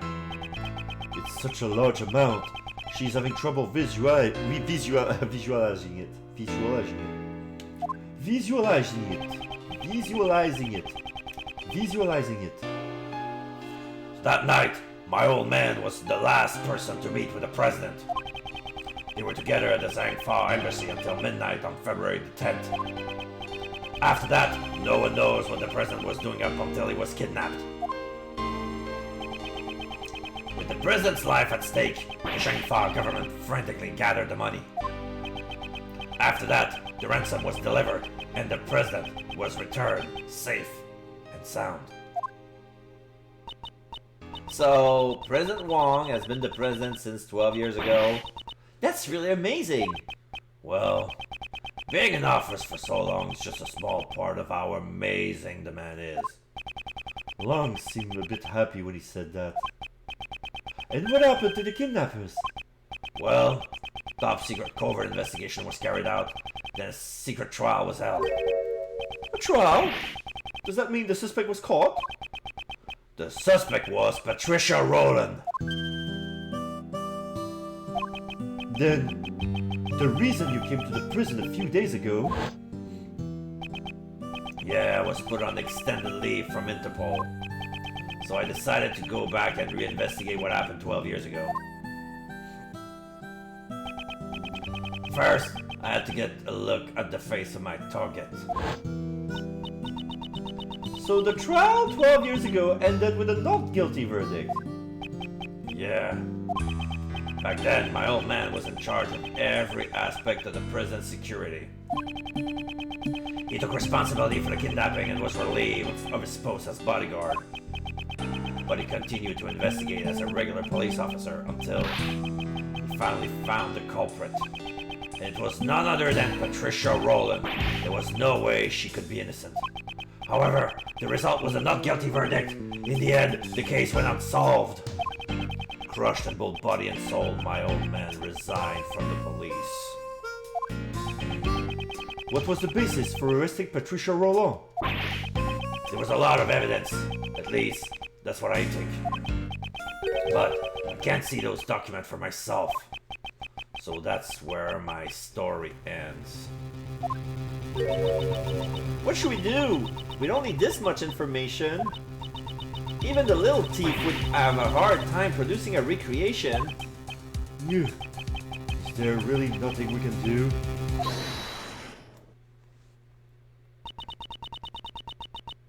Hold it! Looks like you can use some help. Who's there? Who's that? Oh! But Francisca von Karma and Ray Shield. Francisca! And Mr. Shields too! We finished up with the trial and finally managed to catch up with you guys. Here, take this! This is... Ah! It's the case files from the SS5 incident, sir. SS5 incident files. 12 years ago, the president was kidnapped and the witness was killed. Touch the check button for details. Shut it down in the organizer. When Roland mentioned 12 years ago during the trial, it caught my interest. I looked into it immediately and got in touch with Interpol. I expected no less from you, Francisca. Let's check it out right now. I'm curious to see the content of the SS5 case. The prisoner of Zhengfa, Dijon 1, was kidnapped on February 10, 12 years ago. The kidnappers demanded a ransom of $100 million. Dai Longlang confirmed that on the evening of the incident, the president was at the Zhengfa embassy until midnight. Prosecutor plays the best suspect, Patricia Rowland. So right now, nothing new. There's only that one page. It's only that.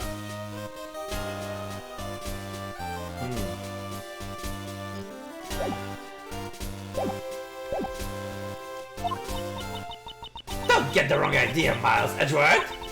I didn't prepare these documents for you, the former prosecutor. I did it for the sake of the investigator. Taking up the case his father left behind. Sis. But I thought information on the SS5 incident was restricted to the public. That restriction was placed by the prosecutor in charge of the case, Blaze the Best. Blaze the Best was the prosecutor in charge? Him. However, as a result of the trial just now, Blaze's authority has been revoked. It's all thanks to his son. Sebastian! By bringing down his father, the door to this past case has been opened. Way to go, Sebastian! Prosecutor the Best is currently wrapping things up in Patricia Rowland's trial. He told me to relay this message to you. Leave Pops and his cohorts to me. You guys just take care of the case on your end. He's become quite reliable, right before our very eyes. truly. Alrighty then! This is perfect! Now that we have the files, just leave the recreation to me! Indeed! Well then, let us begin. According to these documents, it appears that the incident took place right in front of the Tower Plaza. Then let's head to the plaza right away!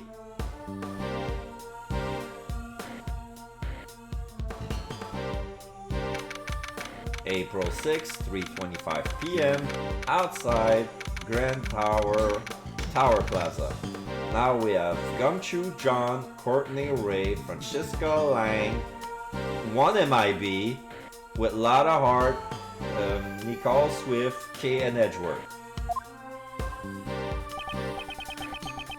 Okay, would you please activate the little Mr. T? Right! With this case files, recreating everything should be a snap. Where should I start? Where indeed? According to these documents, it seems there was a witness to the kidnapping of the president, a freelance journalist by the name of Jack Cameron. Jack Cameron. We have a picture of the guy. He looks like a plain Japanese dude with square glasses with beady little eyes. He's wearing some blue jacket and short black hair with heavy eyebrows and a little bit of a pinch and a goatee. Sorry about that, that was my remote.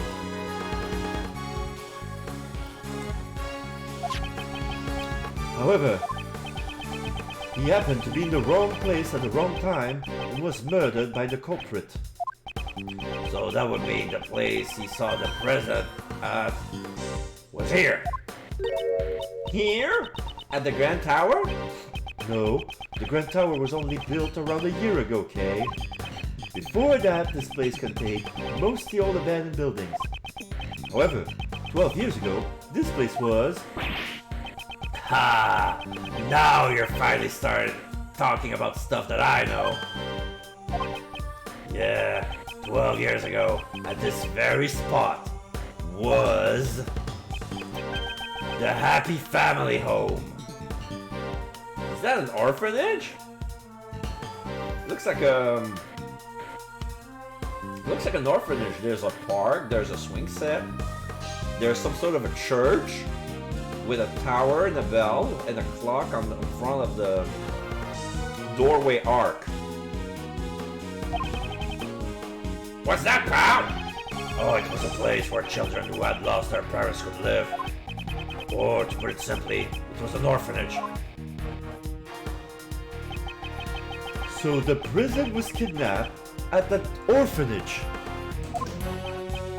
And the head of that facility at the time was Patricia Rowland. Apparently, Rowland always referred to it as her home.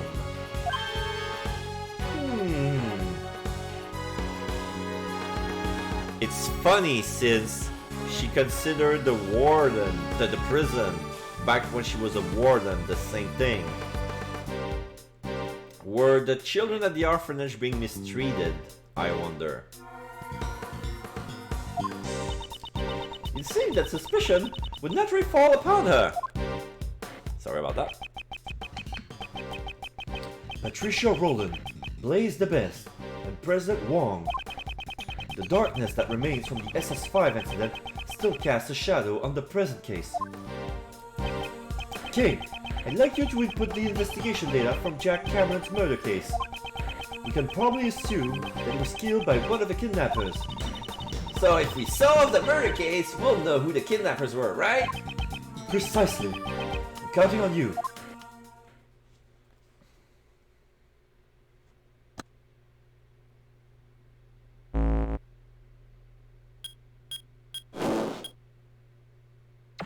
Little Thief, go! Recreation. Okay, now we have... Okay, now the tower has been transformed holographically with AR. Yeah, that guy, John, is on his feet. What the heck is this? Everything's green! I just realized that his backpack is filled with more cartons of milk. I've come to expect such reaction. This is a recreation of the grounds of the facility that stood here 12 years ago. Based on the documents from the police investigation, I've recreated the scene to show what it looked like when police arrived at 7 a.m. the next day. it appears a fair amount of snow has piled up here.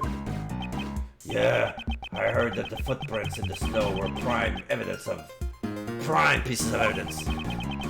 The snow fell during the day, on the day of the incident. So the snow only fell before the crime took place. Which means the footprints wouldn't have been erased by any further snow. I must make sure to pay close attention to these footprints. Begin investigation. Orphanage, front yard. I'm with Kay, we have Lara and Nicole on the side, near the gate. Now we enter the gate, there are one big large set of footprints coming in, and then two small set of footsteps coming out. The footprints seems to belong to the victim since he fell at the end of those footprints.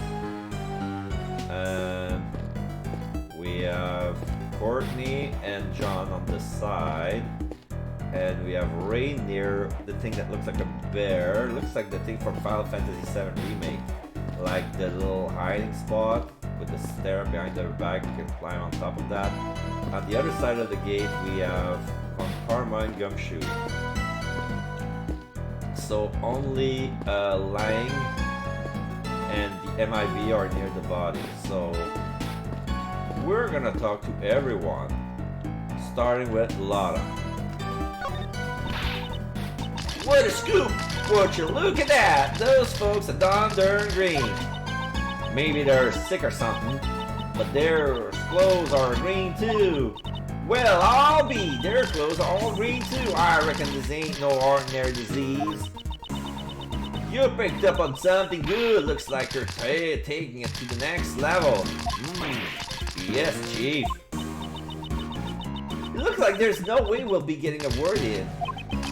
Not that I have any desire to intervene. Oh, when I talk to Nicole, it does the same thing too, so they're only... So they go with a bundle. Alright, let's talk to Von Karma. Scruffy! Don't you dare say a word! I'm warning you! Hey, Mr. Edgeworth! Please help me, sir! What is it, Detective Gumshoe? It's about the story behind the SS5 incident, sir. Even though Blaze may have lost his authority, there's no way he can get confidential document this quickly.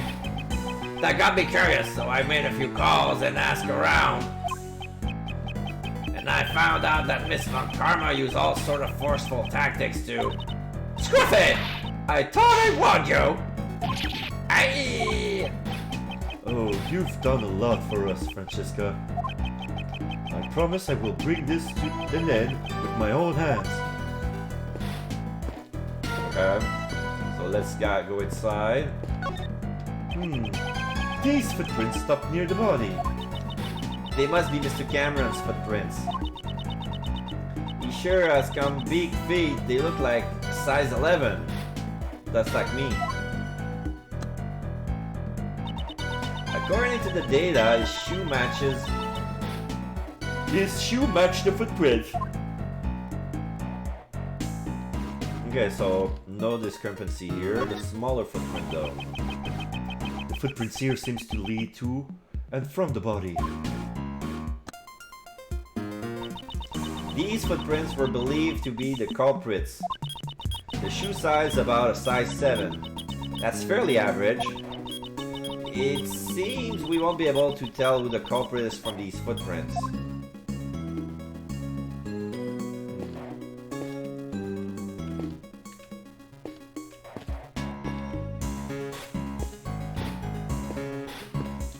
Alright, let's talk to... Please, ask me anything you wish. John Marsh. You have my heartfelt thanks for bringing John back. Oh, even the thought of him not coming back makes me... Hey, old man, don't bully my mom! No, that wasn't my intention. Woo! Look at him go! Mommy's little knight in shining armor, he's so cool! It's not like that. Quit blabbering stupid stuff about me. John, please wait. May I proceed, Mr. Edgeworth? My actions were unbecoming of me, of one who calls herself a servant of the goddess of law. Hello, Glenn, how you doing? I haven't seen you here. Alright, sorry about that. I'm gonna give a little shout out. Does it work? A little shout out to Glenn.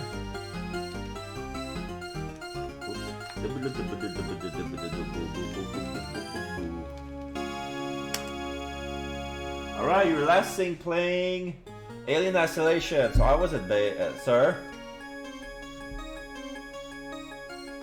So how was your day? How was your weekend? I had a lot of positive and constructive things to do on the weekend, and I wanted to catch up on the trial. So right now we found out that the hooves prints were actually man-made hole. Somebody was looking around the film lot. They were looking for something. It's something related to what happened 12 years ago. Right now we're doing a reconstruction from what happened 12 years ago. The there was a kidnapping. The prison was kidnapped 12 years ago, and the culprit asked for a $100 million ransom, and something happened, and the guy was released. I don't know if if they paid him, but pretty much that's what happened. And also there was the Lang's father was an investigator at the time, and he kept on snooping upon the real culprit, and it turns out to be Patricia Rowland, but he was found not guilty. And the guy who put the lid on it, because the SS5 incident, that's the name of that case regarding the prison kidnapping, was heavily restricted, and that was that restriction was implicated by the prosecutor, Blaze the Best. Now with what happened with Blaze the Best recently, his authority has been revoked thanks to his son Sebastian. So now we have access to the case file again. So Francesca talked to her guys at Interpol to bring them a copy of the case. So she has a case with her, and now we're using the case files to reconstruct what happened 12 years ago. And 12 years ago, the 52-floor tower used to be an orphanage, and there was a murder there.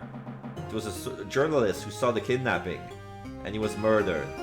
And the suspect seems to have been Patricia Rowland, and that's why she was found not guilty. She was found not guilty of that crime in particular. That journalist witnessed something, and yeah, we're trying to breaking it up. I won't ask for forgiveness. However, Judge Courtney, I am not as well acquainted with the goddess of law as you are.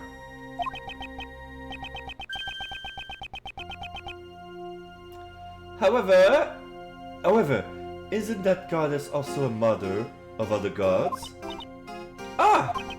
The law makes exceptions for extenuating circumstances. It understands a mother's heart. I would say perhaps your goddess sympathizes with you more than you think. Mr. Edgeworth. I don't get it. What the heck are you two blabbering about? It's okay, John. I don't have a clue either. Patricia's trial.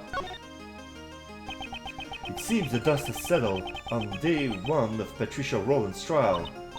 Yes, while a decision has yet to be reached, I would say a guilty verdict is quite likely.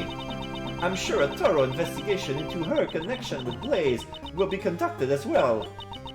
After seeing Sebastian today, I know we can put our faith in him. Just like Kay, Sebastian is also in the midst of training for the future ahead. I see. When you say it like that, I guess we have more in common than I thought.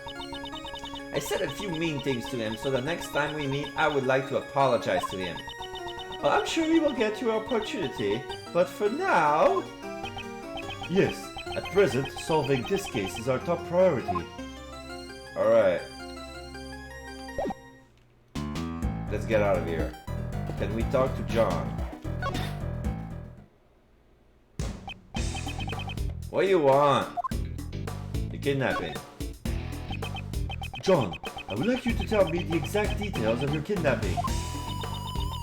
You were kidnapped at the garbage pickup area, right? Why'd you go there? You don't have to act as a go-between. I can just talk to the old man directly. So he says. Looks like he's finally started to warm up to you. I went to the garbage pickup to throw away the flowers I found on the body. It was nearby and I thought it would be harder to find it there than if I just tossed them in a trash can. I went there last night too, but the gate was locked. That's why you went there again today to dispose of them. Yeah. When I got there, someone suddenly grabbed me from behind. And you Sleepy ZZZ on you, right? Catching Z's is now super easy with Sleepy ZZZ. Even though she was also a victim to it, she seems to have taken a liking to the slogan. Whoever grabbed me was a really strong, but that's all I know. I have no idea who it was. I see. So that's what happened. Alright, the place of captivity. After the drug wore off, did you notice anything about your surroundings? Those drugs were brought to you by Sleepy ZZZ. Catchy Z's is now super easy with Sleepy ZZZ. It was kind of cold when I woke up. It was a dark, empty room. Boxes with foreign writing on them were lying around, so I figured I was in the warehouse. The whole place was like a giant refrigerator. It was a commercial warehouse. That's right. John was rescued thanks to the collective effort of Kay and Detective Gumshoe. Since it was still a bit cold, the cooling unit power must have not been cut for too long.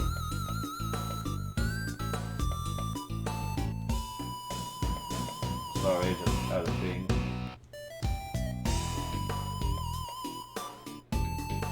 Oh.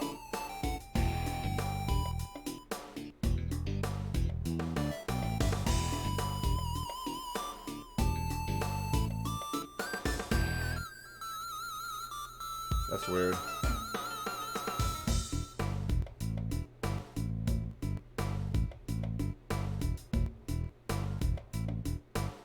Oh. Never mind. Alright, alright. It's not important. That's weird because the...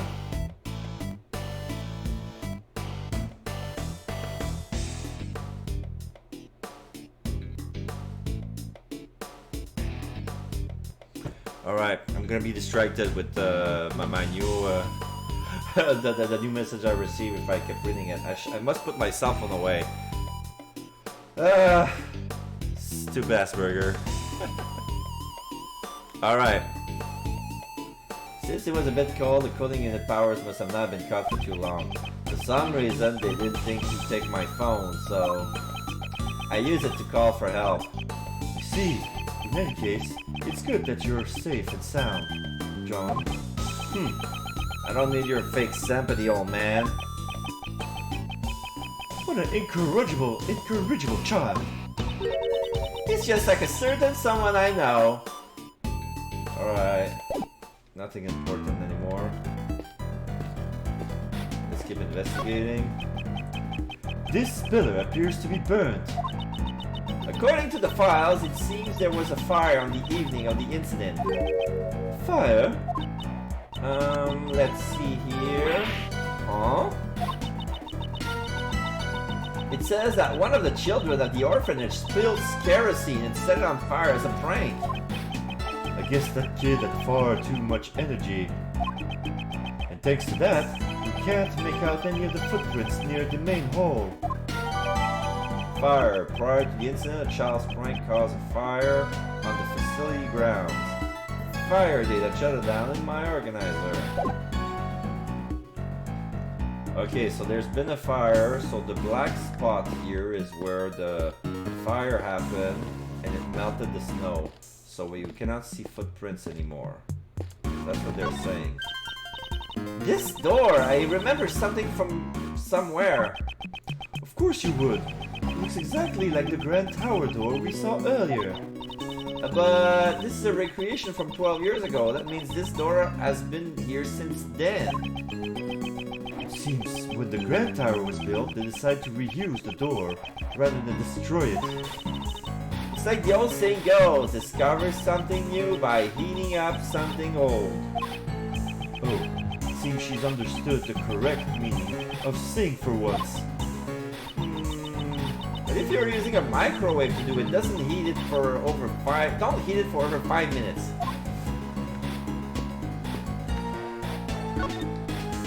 So, let's explore the body.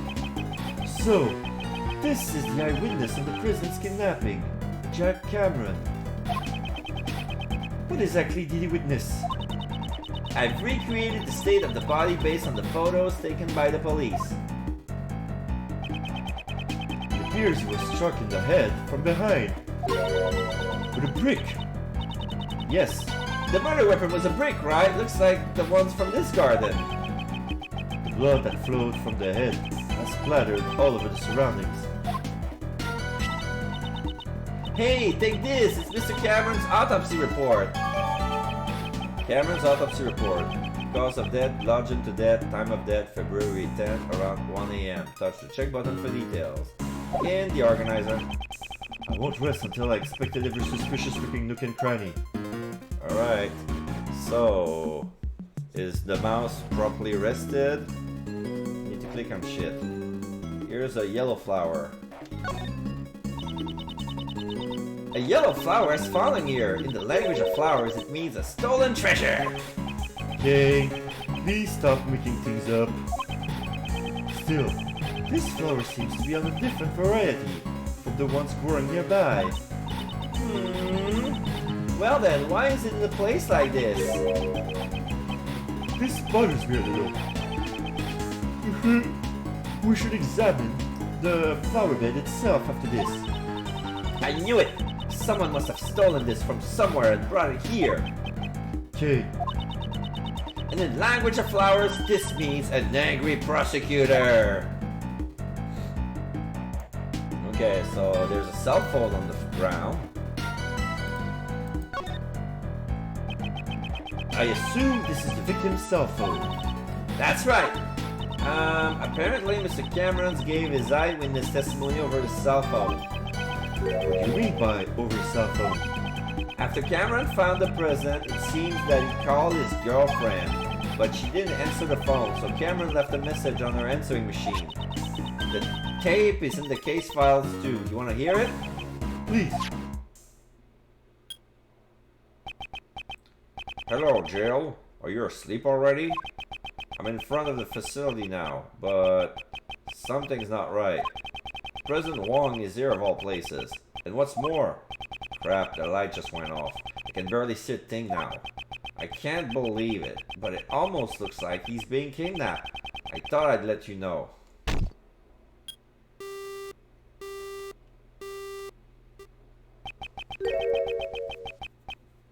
So, wait. He got hit on the head before he hung up? Or the killer hung up for him? What was that sound at the end? It seems he was attacked while he was still on the phone. Agent Long, may I ask, what was the name of Mr. Cameron's beloved? I'm pretty sure I heard her name was... Get this. Her name was Jill Crane.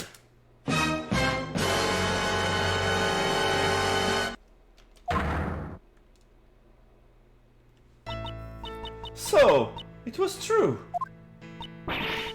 Did you say Jill?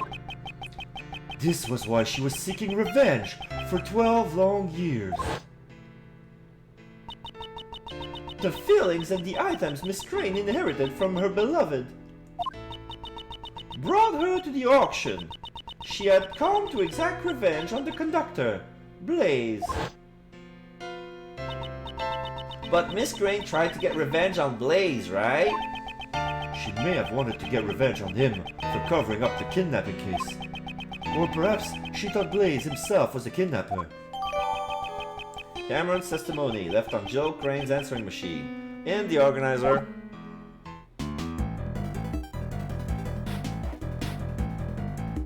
Alright, let's check the blood. Ugh! The blood is so vivid.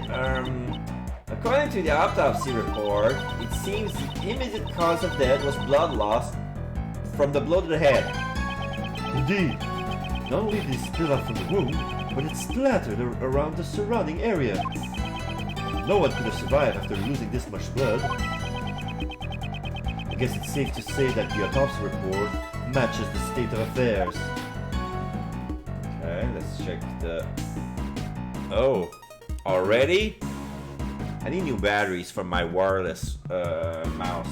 I can't wait to buy a regular mouse with a string. I don't care if it's cumbersome, but what's more cumbersome is it's a mouse that's hungry for batteries all the time.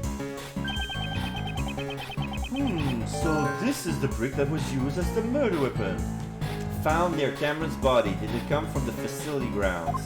In the logic box. You can find bricks like this all over the garden. They must have been used one of the... They must have used one of them as a weapon.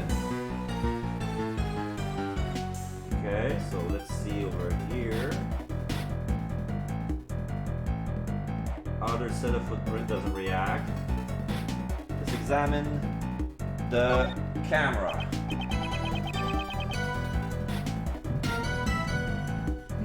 The victim was carrying a camera. Just realized I didn't put any light on. Oh. Let's put it backwards.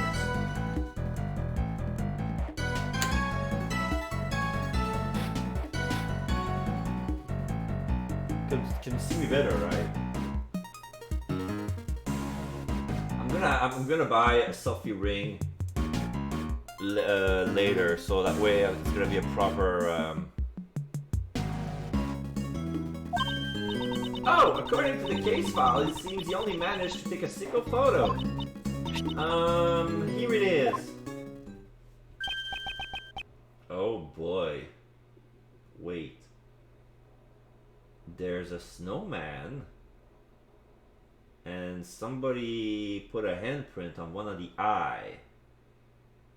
And then we see a culprit holding the president at gunpoint, and the president is all, wait. This is... Isn't that the president? He's being held at gunpoint. This must be the scene the victim witnessed.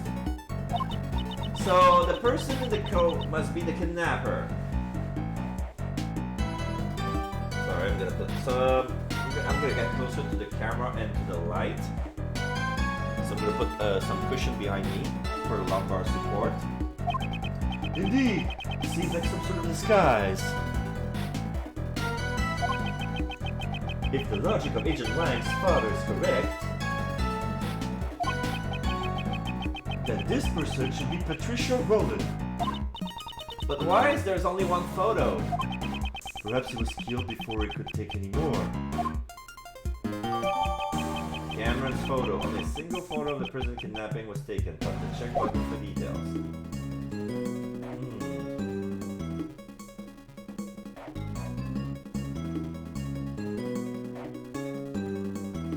Nope.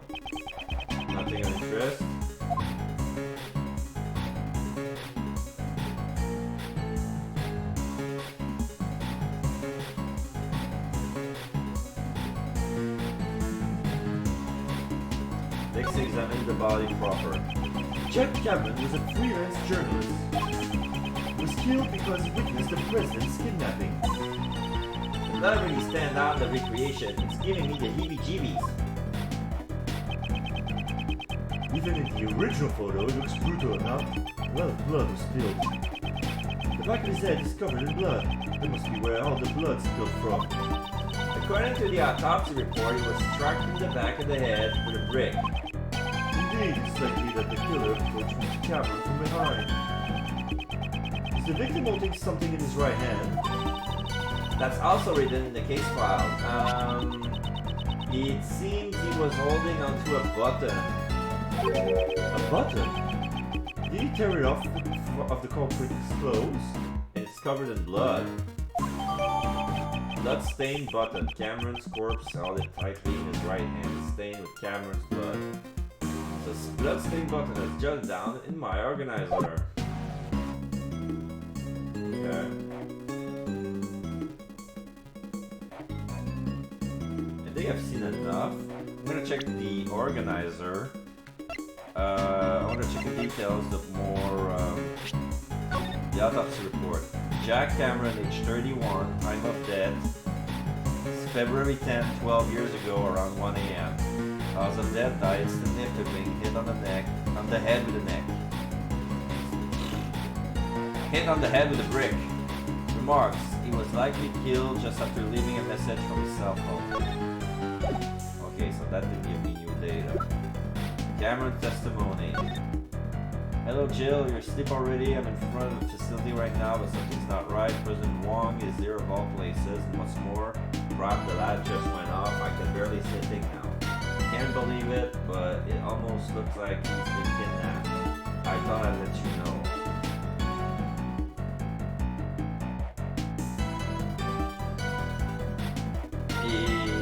It doesn't look like he's being kidnapped. It looks like he's being killed.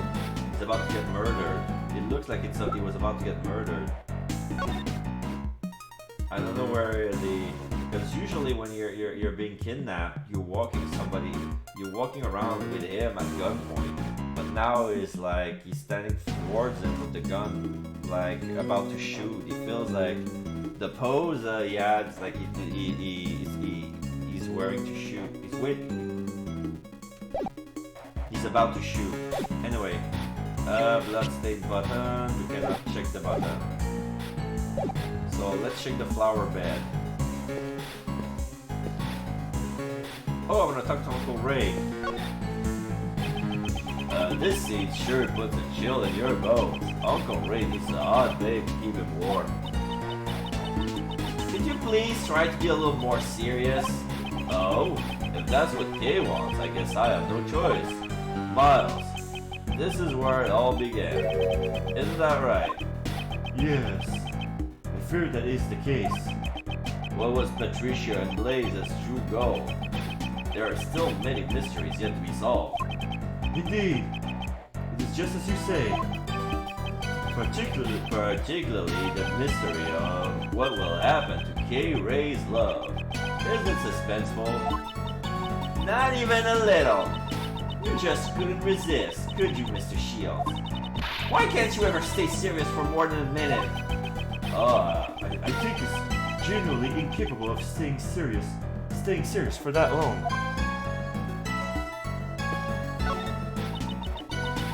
This bear-shaped igloo is both cute and scary at the same time. I hereby declare this a bear glue. Looks as though this igloo could fit 3 people inside. Yeah, I bet you can live up to 3 years in this bear glue. 3 years? What about the summertime? The igloo would melt. Mr. Edgeworth, say that again. Say that one more time. The igloo would melt. Aww. He was about to say bear glue. I wanted him to say bear glue. Not gonna happen to me. Edward is no fun. These playground toys are modeled after a hare and a tortoise, like from the fable. The tortoise and the hare compete in the race, and in the end, the hair lost. And now for something completely different. It's time for a cake quiz! Why did the hair lose? There are 3 choices. I already know the answer. It's because the hair took a nap. 1. The hare's favorite shoes were stolen by the Yatagarasu. 2. The tortoise trained with the Yatagarasu until it became faster than the hare. 3. Unbeknownst to the 2 animals, the Yatagarasu stole the victory from the shadows. Those are my only choices. Is it too hard for you? Okay, I'll give you a hint. It starts with the duh. So the answer is 3. Go to hell. She wants me to pick number 3.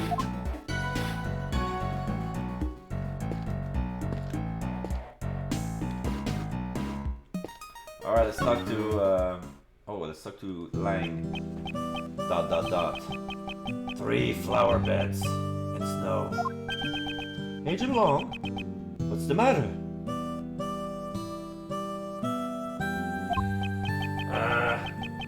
Something strange. I'm gonna try something.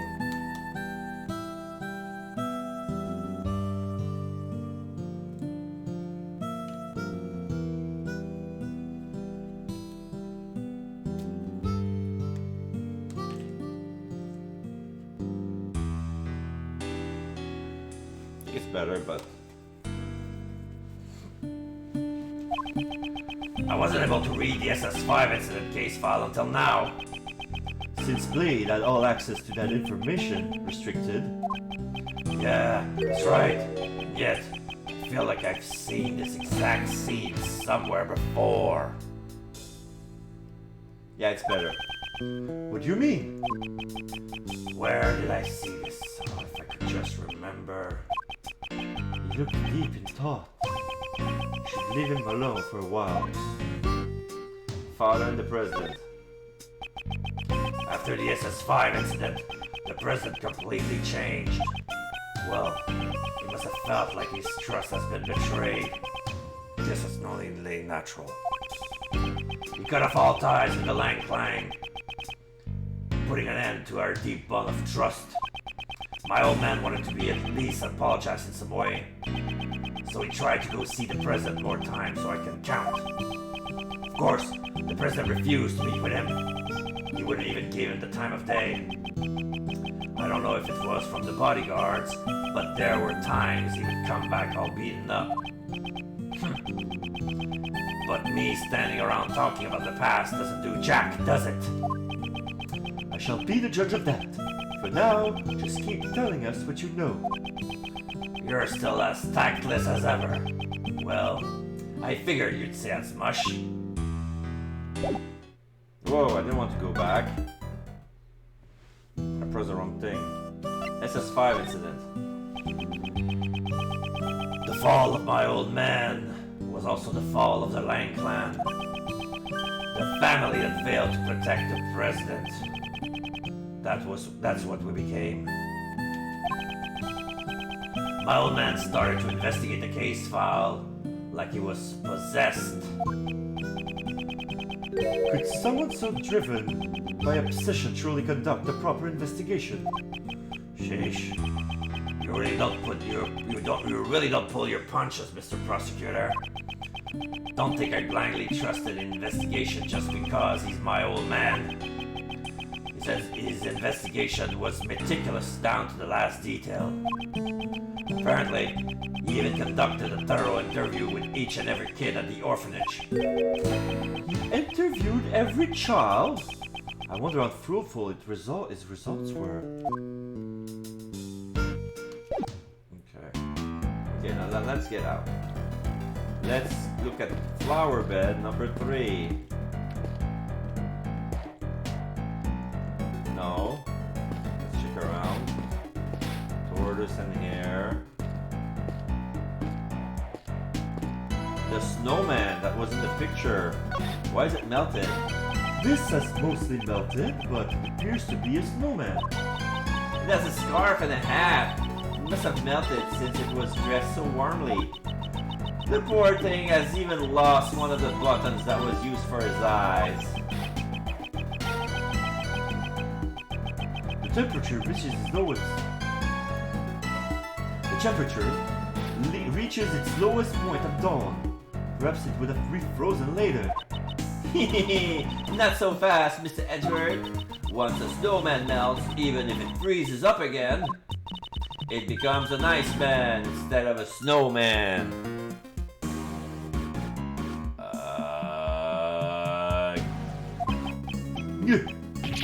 What? Is that what she was expecting me to say?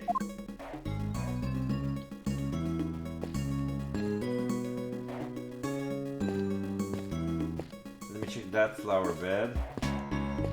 No, I cannot. Not this one. Oh, now I bumped into the Lara Hart and Nicole Swift conversation. Okay. Let's check the flower bed behind. Let me see. Is Gumshoe gonna say the same thing? Yes, it's gonna do the same thing. That's why I didn't talk to Gumshoe.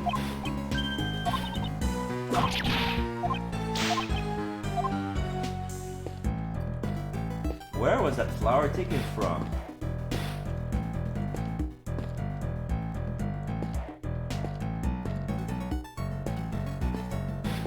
I cannot examine the flower beds.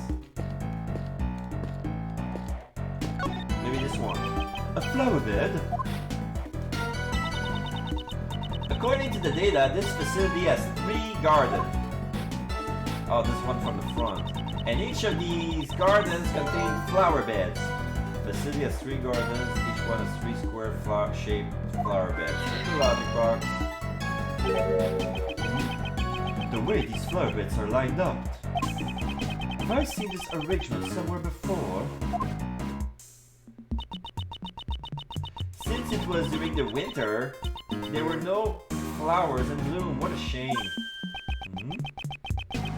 What's this yellow flower? Huh? Why is there a single flower here? That is a lion lily. It's a very rare type of lily. Well, well, well. A lion lily. Did you say lion lily? That's the flower Miss Courtney gave to the president. What's it doing here? Could it be just a coincidence? If I recall, the lion lily originated from Asia.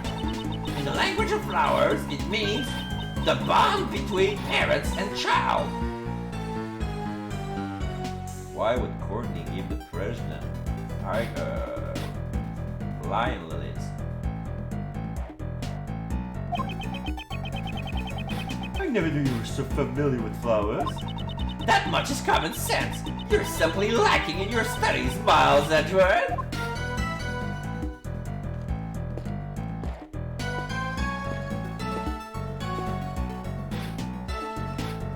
Okay, let's try the logic box. 3 footprints, flower beds, connection. Yes, there's a connection. Perhaps this is the true nature of the monster's footprint. True nature? Compare the positions of the 3 footprints and the 3 flower beds on the left. Oh, these pots. Okay, so this is the flower beds from the east side of the orphanage. They're positioned the same way as the flower bed in the picture. That's why Blaze dug them up, to see if there was something buried inside the flower beds. Ah! The exposed area of dirt matched the areas where the flower beds were. So Blaze dug holes in front of where each of the 3 flower beds used to be? Exactly. Now, why would he do such a thing? I I believe we have a piece of evidence that tells us why. Why did Blaze dig holes in the ground near the flower beds?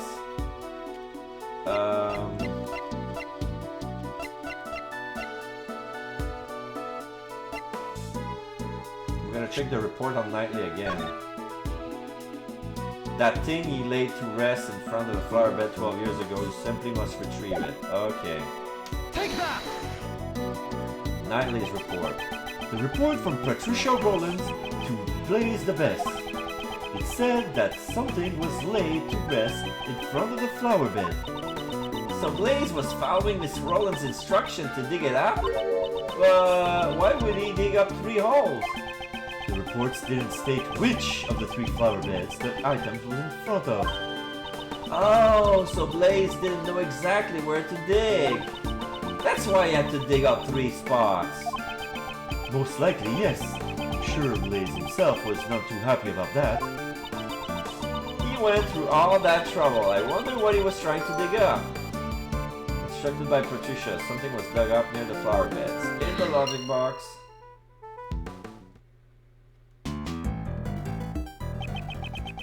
We've learned pretty much all we can about the situation at the time of the murder. Oh, in that case, is there another scene you'd like to recreate? Yes, would you do the honors? I would like you to recreate the scene where the victim witnessed the president's kidnapping. Right, I'll recreate the scene based on Mr. Cameron's photo. Now we're gonna see a contradiction because the snowman was fine, and here in this photo, the snowman is melted.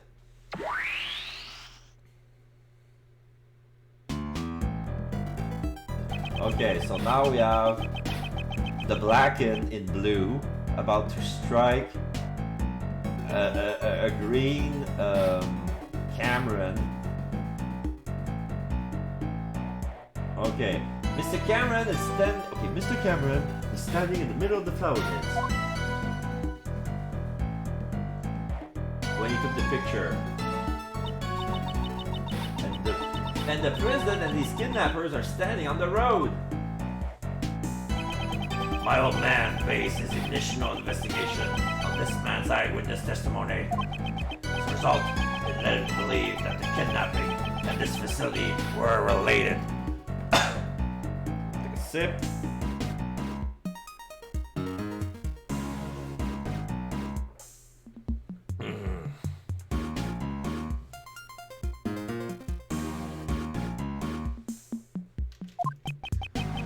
That's how he began to suspect the head of the orphanage, Patricia Roland.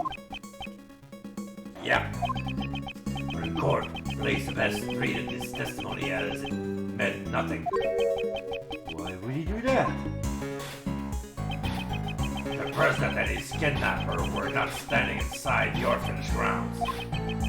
So a connection between the orphanage and the kidnapping was difficult to prove. Oh, I see. It's not like they were seen inside the orphanage, after all. No matter how much evidence the detective gathered at the crime scene, it doesn't mean squat if the prosecutor won't use it in court. Blaze the Best had some kind of connection with Patricia Roland. We figured they had some kind of deal going on. In other words, you think that Blaze was one of the kidnappers? Blaze and Patricia found not guilty were they partners in crime. In the logic box. However, your father was convinced that Patricia Roland was the culprit. Your father was a highly capable investigator, I presume. Might he have had some other basis for his conclusion beside the eyewitness testimony? Yeah, I figure he did, but I have no idea what it was. My old man never really talked much about this case. Agent Lang's father, Dai Long Lang, President Wang's most trusted confidant. The truth he discovered was suppressed by Blaze the Best. First, we must find that hidden truth. Moment of the incident. 2:10, 1:15 a.m. Okay, I'm gonna try the logic box again. Murder weapon brick. Why did Blaze dig up? Was Blaze a kidnapper? I want to connect those two together, see if they link. And they connect! If we suppose that Blaze was one of the kidnappers, it becomes more likely that what he dug up yesterday is connected to the abduction. Ah! What is it? I figured it out! It was treasure! Treasure! Couldn't Blaze have dug up the ransom money? The $100 million ransom? Buried in the grounds until the heat had died down? It's certainly possible. Oh ho ho! I know, right? Monster's footprint. The concrete is broken and the ground beneath them is exposed. Did Blaze dig up the ransom money? Monster's footprints data updated. Okay. It's a swing decorated with the face of an elephant.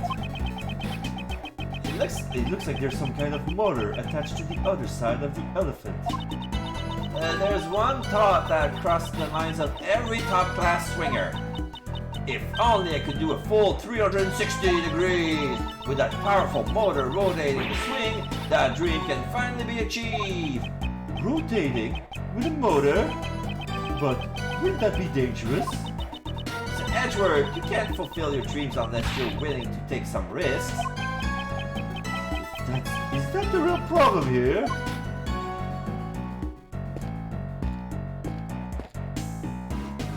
So the lion lily is still on the water, on the flower bed. There's some. Okay.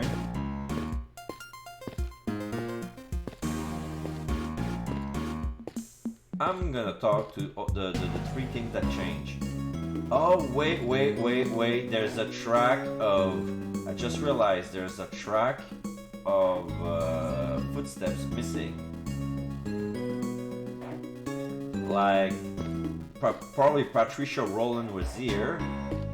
According to this recreation, there has to be an accomplice because we have Patricia here holding the prisoner at gunpoint. At the same time, we have a Blacken hitting the witness with a brick.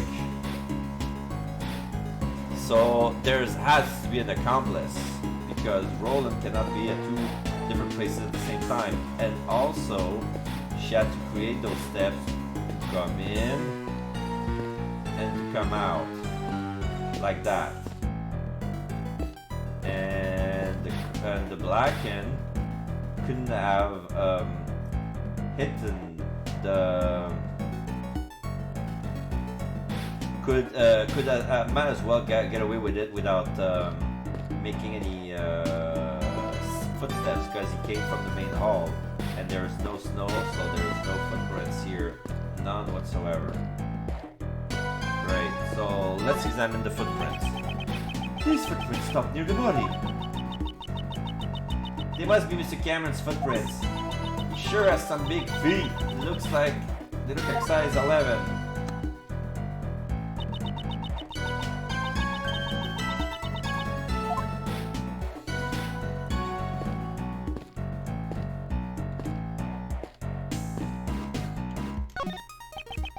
Cameron took a photo of the prison from this spot. And he also called Miss Green, right? At that time, the killer was already behind him. Holding the murderous brick. A flower bed.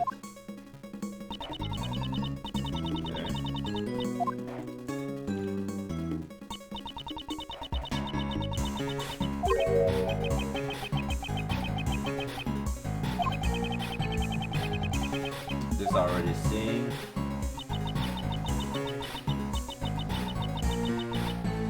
Since it was during the winter, there were no flowers in bloom. What a shame. What's this yellow flower? Huh? Why is there a single flower here? Okay. The lion lily.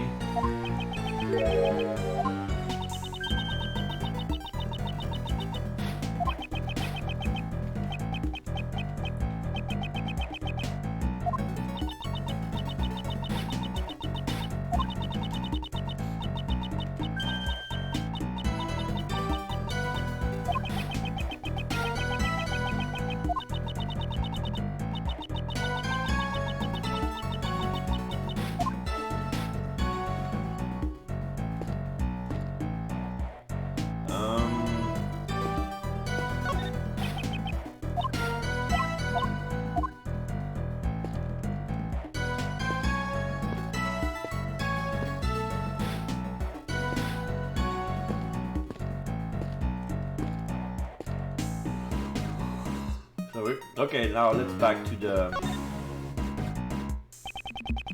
I won't rest until inspect every suspicious looking nook and cranny. Okay.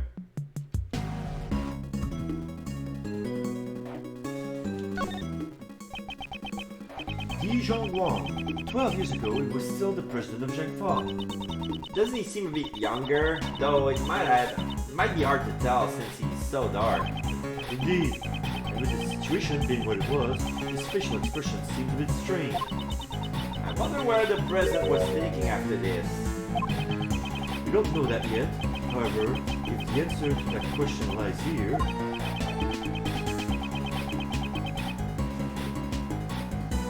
it should become clear when we continue the investigation. Okay, let's try the culprit. It's the president's kidnapper. Let's try drawing out whatever we can from their appearance.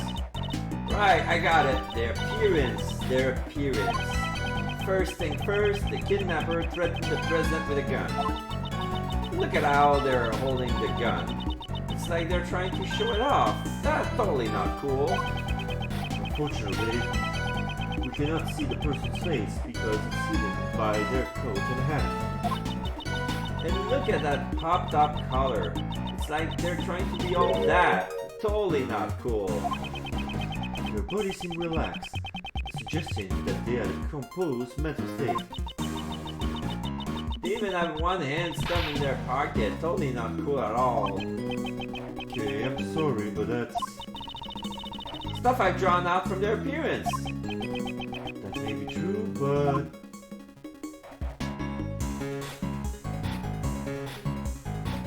Alright, let's examine the snowman. About this snowman. When we recreated the scene where Mr. Cameron was killed, it had already melted. Its scarf was all soggy and one of its button eyes was missing. Indeed, at this stage it appears that most of its original form was still intact. Although there's one spot that looks unnaturally lacking. Poor thing, I bet some naughty kid must have plucked it off. Although from a thief's perspective, that kid does have some promises. Was it plucked off by one of the children at the orphanage? No. Perhaps it was taken by an entirely different person altogether. Or I'm gonna deduce it, because I know who took the button. I'm gonna deduce. Is this box all connected to any of the events I hold? Yes, the bloodstained button that I was about to say James Cameron. That Cameron took, and there's even the handprint that confirms it. This snowman, would you say it's missing something? Ah, its right eye is missing. Precisely.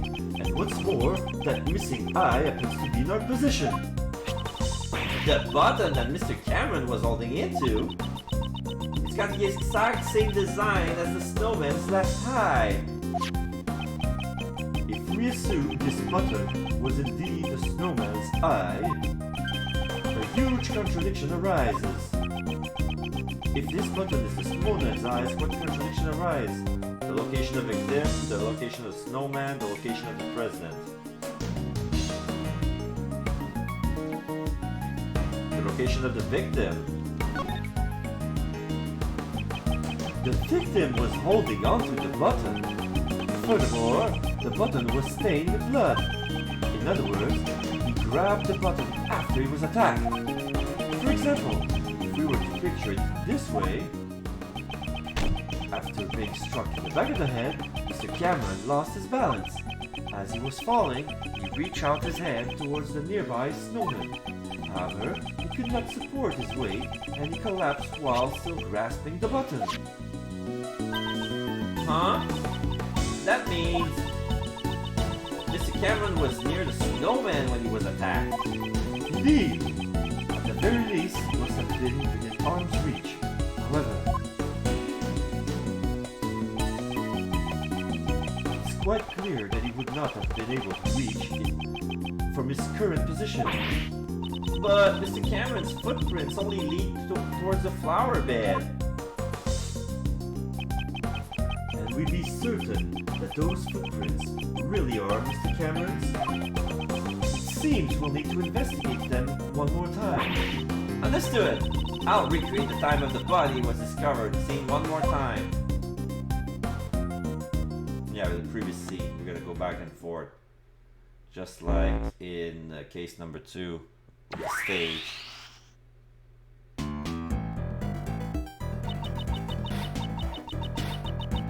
These footprints should match up with Mr. Cameron's shoe. Let's inspect them again.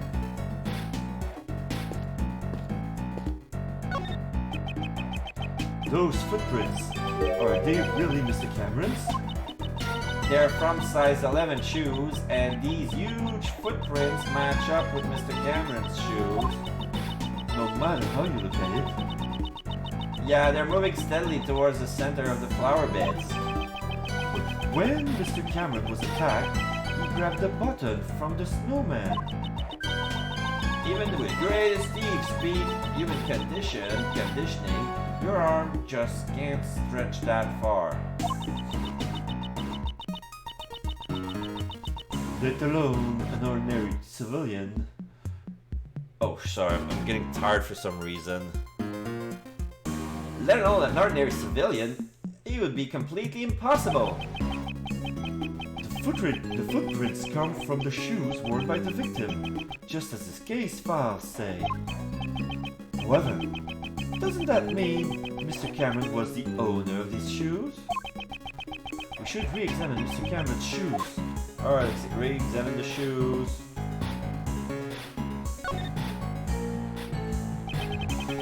I won't rest until I inspected every suspicious looking nook and cranny. Alright, let's check the shoes. Check the shoes. These shoes should match the footprints, however.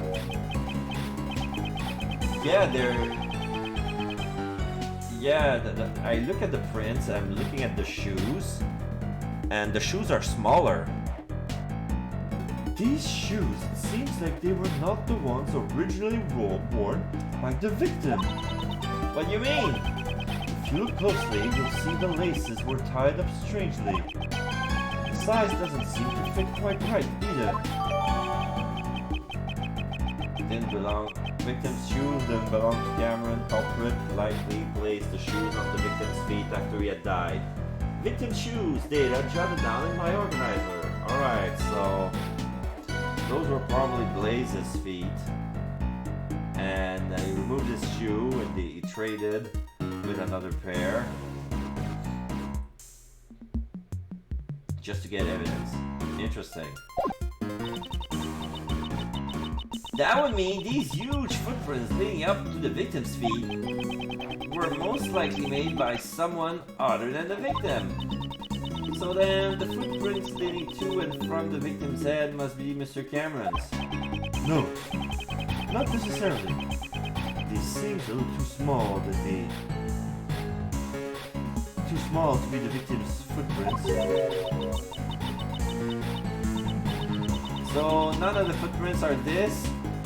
Then which way did Mr. Cameron's came from anyway? Walk from anyway? Slap them all with paper, give them 8 paper cuts. Hello Dusk, how you doing? How you doing? Hey, I'm gonna give you a little shout out. I've been missing, it's been a while since we haven't talked. So Dusky Nith. Wait. I almost forgot. Alright, so how you been? You were last seen playing games and demos. Interesting. I think the last time that I saw you were playing My Aunt is a Witch or something like that. It was during Kida's story time. And oh, since I have you around, I'm so glad to tell you that I have a little... is it over there? Is it over there? I have a poll. Yeah, it appears here. So, as soon as I'm finished with the game, I need to figure out which other game I'm gonna play. and not only this game, but also with World of Final Fantasy and with Greedfall, and I bought some new games, and I'm dressing up a poll to see which game should I play next. I have Yakuza Like a Dragon, Persona 5 Strikers, the Somnian Files, which is from the makers of the Zero Escape trilogy, the Seeking City, which is some sort of sequel-ish from the guy who made Call of Cthulhu, some graphic novel, romantic visual novels, quick to finish, and also I just bought recently One Piece Pirate Warriors 4. I wanted to try it out, and with the new content, I bought some character DLC, so I'm really glad. So make sure you vote. Glenn, if you're still here, if you can vote, I would appreciate it very much. I need to see what I'm good planning. I need to what people want to watch among those choices. So, hello Tyler, how you doing? So you were you slept by while I was talking. I didn't see you there. Thank you, Tyler. I'm doing very good. How about you, sir? Yeah, I want to also to thank everyone who donated during hashtag Autism Acceptance Month. Thanks to you, I'll be able to give to the Fédération Québécoise of Autism $112. Thank you very much. Thank you very much. This is all I wanted to say. So right now, we're doing a reenactment from 12 years ago. Sorry. A little bit of a runny nose. So that's what's happening right now. If you have more questions, you can ask me anything. There's also some command points on chat. They're supposed to have some. They've been on for quite a while, and yeah, make sure you redeem if you want to interact with the stream. So the victim did not walk here on his own accord, but rather he was carried here after he was murdered by the culprit. Sign that Cameron's body was carried from somewhere in the logic box. The question now becomes, where was he killed and carried from? Perhaps it was near the snowman after all. Alright. Is there anything else? I want to try the logic box. What else is there? Murder weapon brick. We have no idea where the brick is, and the body was moved. No connection. And we need to find the flower bed where the lion lilies came from. Because I had a feeling that whatever Blaze was looking for was in the flower bed of lion lilies. Like there's one right there, but that could have been placed there. It's not evidence at all. So let's keep on searching.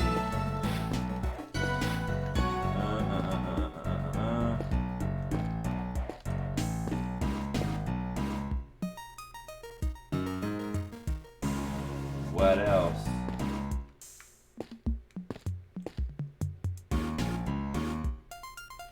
I'm gonna change my recreation, see if I haven't found anything on the other. Change recreation. So you want to recreate the scene based on Mr. Cameron's eyewitness testimony. This is the moment of the incident when the president was being kidnapped.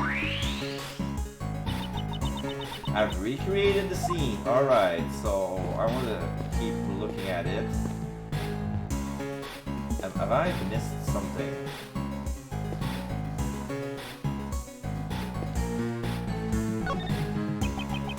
Camera took a photo, blah blah blah.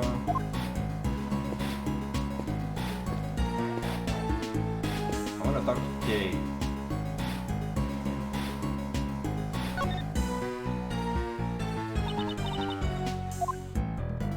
Using your teeth, notice anything in the 3 disasters. What are those? Notice anything? So there was an orphanage there 12 years ago. And what's more, the head of the orphanage was Miss Rowland. Talk about a surprise. So that means this was where the SS5 incident occurred 12 years ago. The one where the president of Zhengfa was kidnapped, right?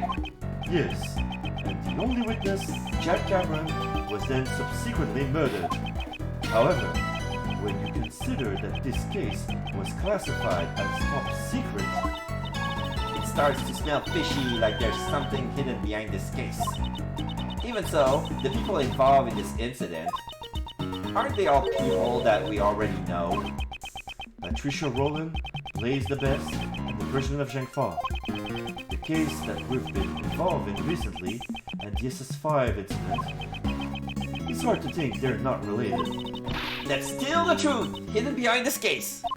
Oh my god, it's a raid! I didn't hear the horns. I didn't hear the horns. Hello, Gedi Poulet. Hello, hello, hello. I've been raided by Gedi Poulet. Comment ça va, ma belle? Alright, on va un petit shout out.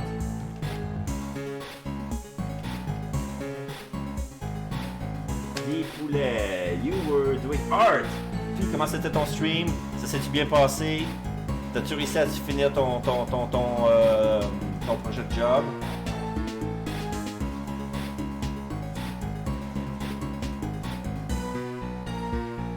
Megadez. Alright, alors, en attendant, on va continuer le jeu. Keep updating the info. We find out anything new, so let's focus on the areas that change in the recreation. Oh, avant que j'oublie. Gedi. Je vais le montrer encore là. J'ai un sondage sur quel autre jeu vous voudrez que je joue dans le futur. Fait que j'ai Yakuza Like a Dragon, j'ai Persona 5 Striker, j'ai One Piece Pirate Warriors 4.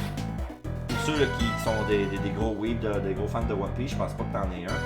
Sinon, j'ai c'est quoi les autres que j'avais? Ah, Somnium Files, qui est de la même équipe qui ont fait les Zero Escape.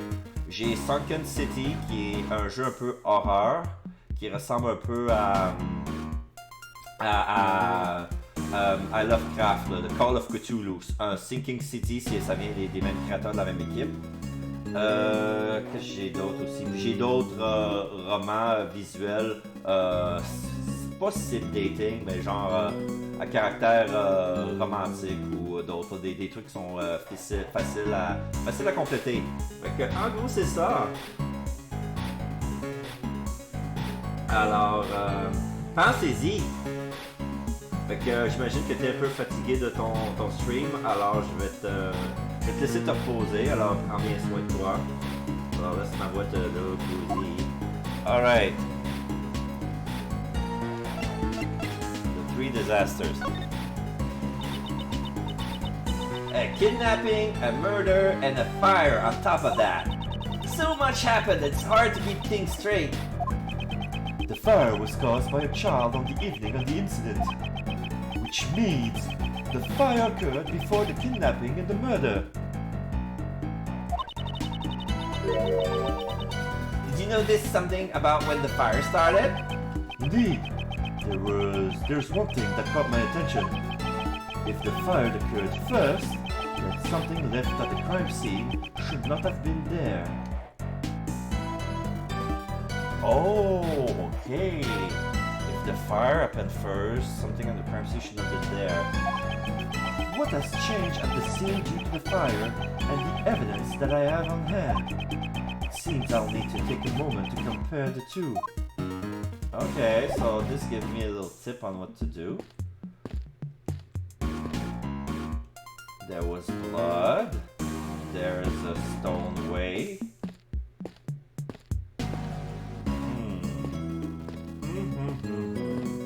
This snowman melted. This snowman melted but it was not. There's these footsteps that change. I cannot access the. Oh, what's this? Oh, it's still that spot. Okay, okay.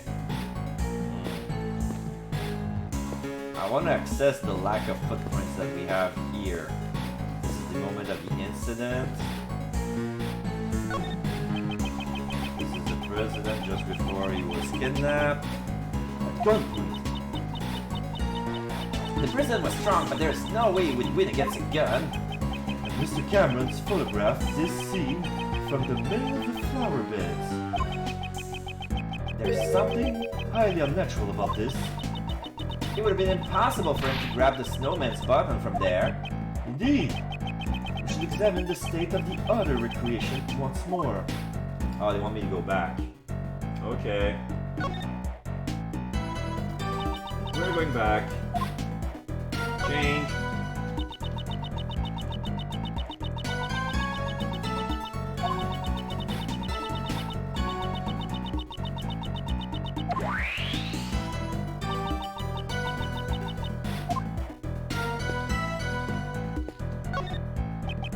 Mr. Cameron's body was moved.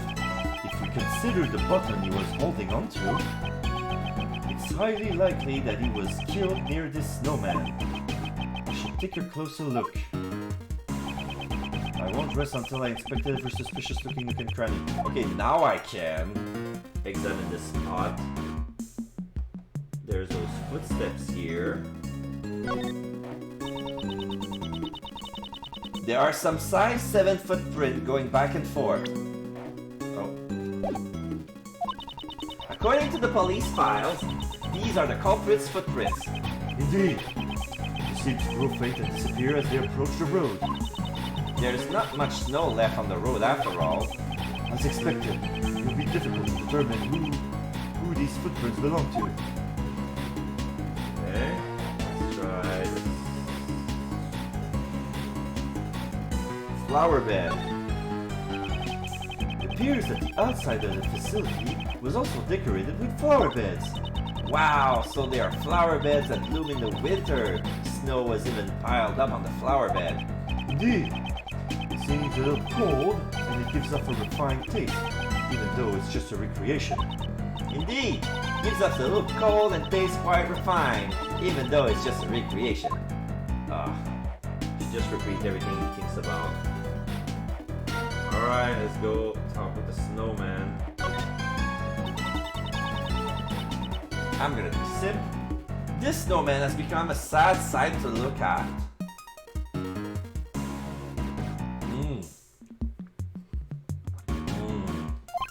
It can't be helped. Snow and ice both melt away with time. Just like the mysteries of the cases you've solved, Mr. Edgeworth. As time passes, those mysteries melt away while you continue to keep your cool. You do realize I'm racking my brain trying to solve those mysteries during a case. I'll try logic again.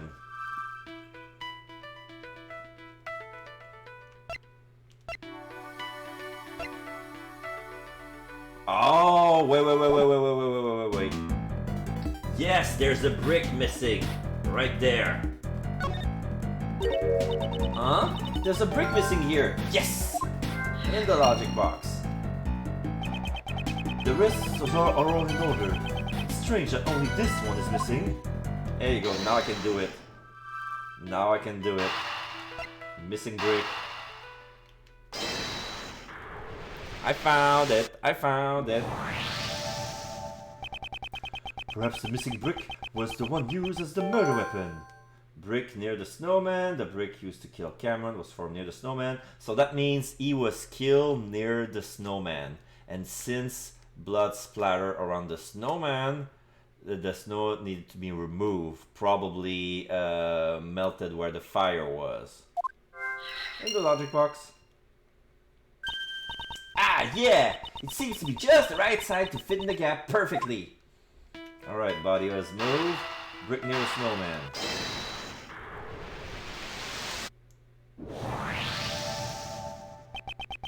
As I thought, it seems the murder actually occurred near the snowman. both the button Mr. Cameron was holding and the murder weapon came from there. Indeed. Also, if we assume that the killer picked up the brick near the snowman and then tried to sneak up behind Mr. Cameron. Oh, Mr. Cameron totally would have seen the person picking up the brick. Exactly. Okay, please update the recreation. Mr. Cameron was not in the middle of the flower beds, but near the snowman. Okay, I'm on it.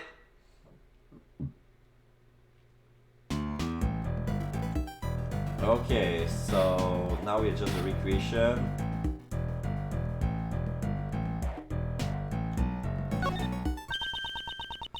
No matter how you look at it, this is strange. All the people involved in the case are gathered in the same place. Did we make a mistake here or something?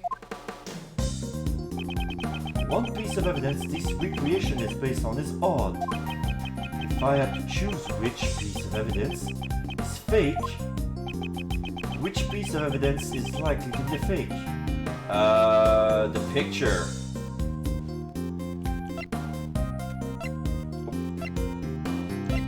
Like Cameron's photo, like who took the picture? If he was killed near the snowman, Take that! the picture must be a fake, because even if he did took the picture from there and then walked near where the snowman was, we would have seen footprints, but we did not. Or the size 7 footprints are actually Cameron's feet, but they say that his shoe was changed and his okay. Oh my god, I think I'm having a flash. Size 11 never were Cameron's shoe size. It was 7. They put on him bigger shoes and make them walk in the snow carrying him and drop the body where he was. And then they're gonna make them pretend, okay, he's wearing a size 11 shoes. But who else wears size 11 shoes? The president looks big enough to wear size 11. And I haven't seen Blaze, but that could be a possibility, right?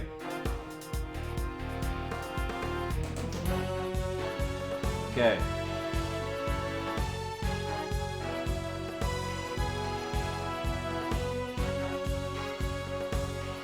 Okay. What do you mean? We have proven that whoever killed Mr. Cameron also moved the body. For what reason would they have to deliberately move his body? Perhaps the culprit wanted to falsify the scene that Mr. Cameron witnessed. And that's why they took a fake photo. They made the president stand under the streetlight and took the photo with Cameron's camera. It would have been quite simple. Now that you mention it, Mr. Cameron's camera only had one photo on it, right? Indeed, in all likelihood, the original roll of film has been removed from the camera. And after loading a new roll of film into the camera, the fake photo was taken. I see. So this photo must have been taken after Mr. Cameron was killed, right? Cameron's photo is data updated in my organizer. Exactly. This was not the scene Mr. Cameron actually witnessed. It's likely that this photo is forged evidence. Then where did Mr. Cameron witness the president and his kidnapper? The photo isn't the only piece of evidence that indicates what Mr. Cameron witnessed. Ah, the testimony left on the answering machine. Precisely. You should listen to the recording one more time and confirm what was said. Where else could the president and his kidnapper have been? In the main hall where there's no footprints.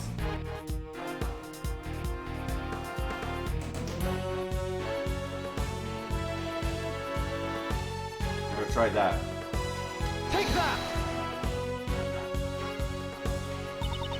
They were over there? So what's the basis for that claim? Do I really need a basis for my claims? Yes, you do. Okay, let me check the organizer because I didn't listen to the footage again. They didn't give me access to my organizer. I have to point somewhere without accessing my... Okay, so let's check again. President Wong is here of all places, and what's more, the light just went off. I can barely see a thing now. Oh, okay. Okay, so Cameron was near a lamppost. In other words, you don't know, do you? Ouch. So this wasn't there. Let's try remembering what Mr. Cameron said in his eyewitness testimony. Didn't he say something about the situation in the scene? Indeed, Mr. Cameron's testimony should provide a major clue. Where else could the prisoner and kidnapper have been? Here, because the light went off. They were here, underneath the lamppost. This light went off and this light went off. Let's try this. I'm gonna save. Because I don't think I can afford a lot of life left. It's gonna be at half my life if I make another mistake. Mr. Cameron said this on the answering machine. The light just went off. I can barely see a thing now. There are only two places here where the lights are broken. The light by the orphanage? Kay, could you please update the recreation? Roger!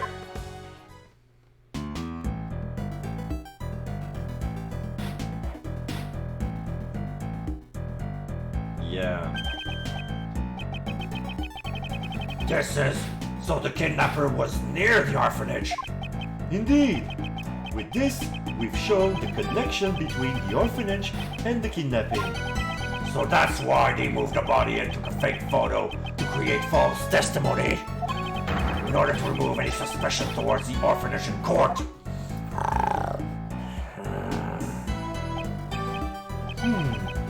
With this, the state of the recreation has changed completely.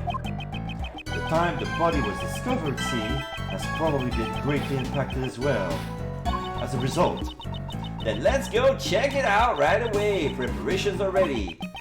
since the state of the recreation has changed once again, I should press the Y button and select Change Recreation. Let's give it a try. Yes. Why?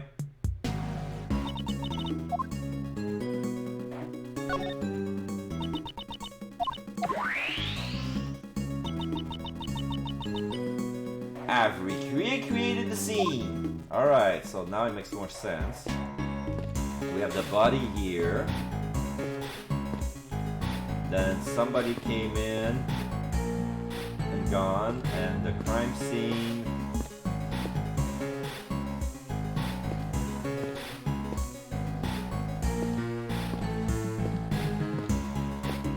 Okay, I'm gonna have to re-examine everything. Originally, Mr. Cameron's body was here. In order to be consistent with the fake photo, he was moved to the center of the flower beds. Then the footprints going back and forth from the body, could they be... Indeed, there's only one possibility at the moment. These footprints were probably left when the body was moved to the flower beds.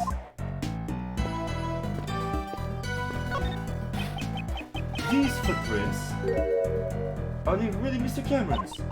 They're from size 11, and they use match up Cameron shoes, and very good more on the fireman.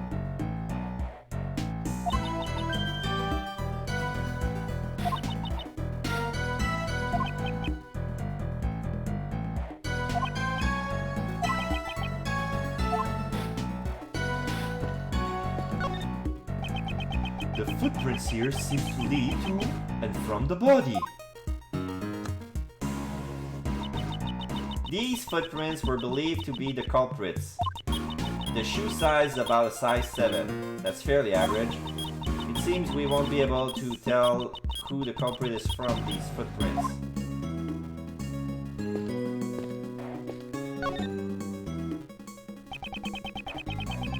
Okay, so now the blood is suspicious because we have no idea where it comes from. The blood splatter above the snow. There certainly was a substantial amount. It's almost as if the murder was actually committed here. But Mr. Cameron should have been attacked near the snowman. Exactly. In that case, this blood must belong to someone else. What? But the police report said this was Mr. Cameron's blood. The one in charge of this case was Blaze the Best. It would have been simple for him to falsify that information. But would it be faster to just clean up the bloodstains rather than falsify the information? We wouldn't be able to do that. Think about it. Blaze knew that Mr. Cameron's body would be discovered here. In which case, the forensic department would naturally become involved. Ah, a luminol reaction! They would have discovered it with the power of science! Precisely. It would have been difficult to completely erase all traces of the blood. However, falsifying the result of a blood test would be much easier in comparison. He would just have to switch the result from the forensics report. Aw, what a bummer! Knowing those documents I read was falsified. It looks like Mr. Cameron's clothes were completely soaked in blood.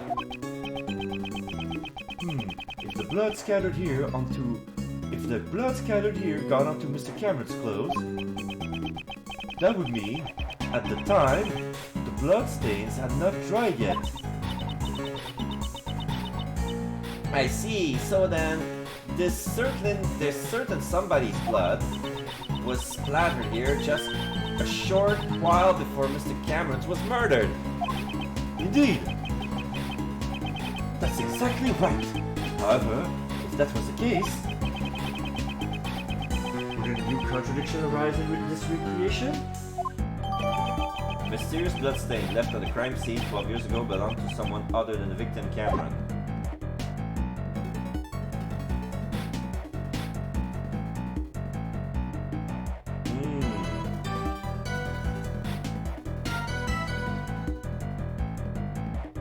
So who else was attacked here? I can deduce stuff, but I'm gonna try to check my organizer first before deducing anything. Sorry.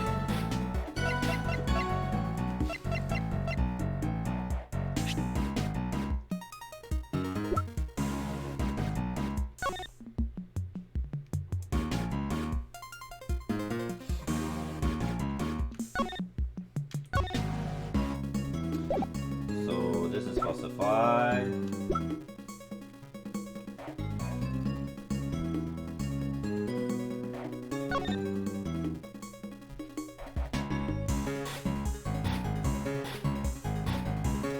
Wait, if this photo is fake, oh, never mind. Bloodstained button, victim shoes, it belonged to Cameron, culprit likely matched Blaze the shoe on the victim's feet after he had died.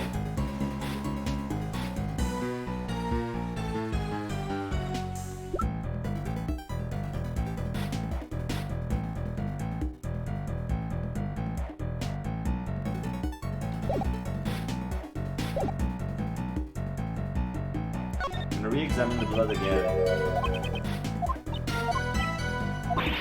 I want to read that last part again.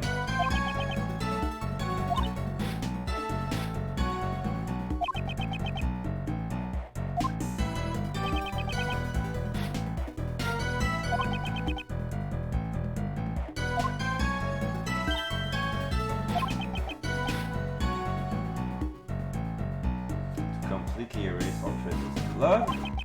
However, falsifying the result of the blood test would be much easier in comparison.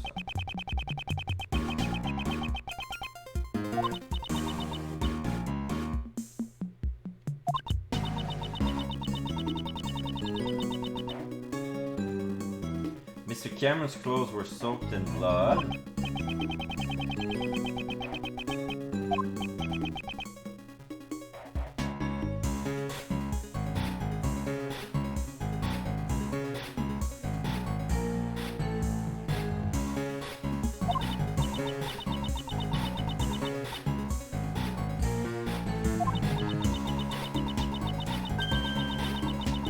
Yeah, the blood was spilled before Cameron was murdered.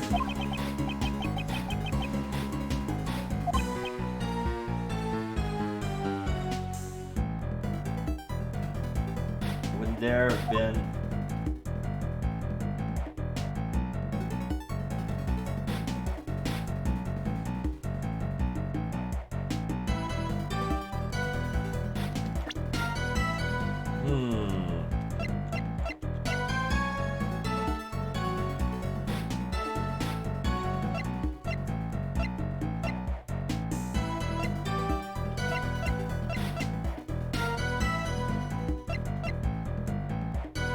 If it's someone else's blood...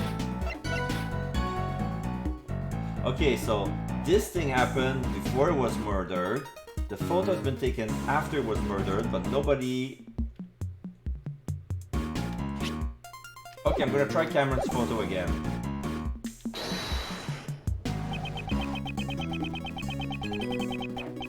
I'm gonna save.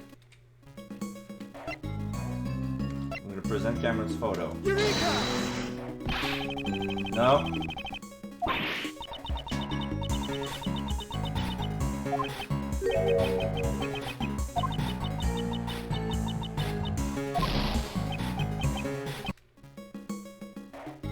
No. I'm gonna move a bit near the puddle of blood. Maybe I got it wrong because I wasn't in the blood. Just want a confirmation. Eureka! No. So...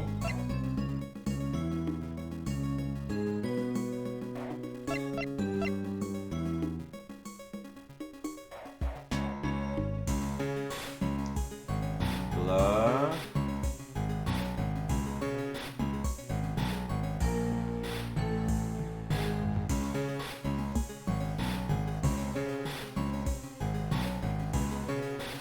The button would never have been soaked, right? Eureka! No.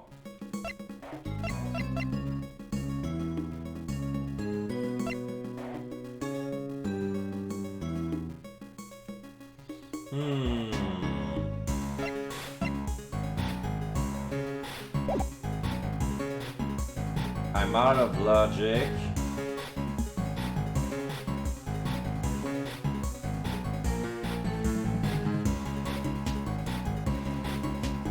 I'm gonna examine the brick again.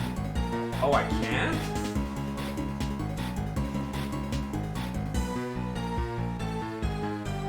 I'm gonna examine the tiger lily. A yellow flower is falling here.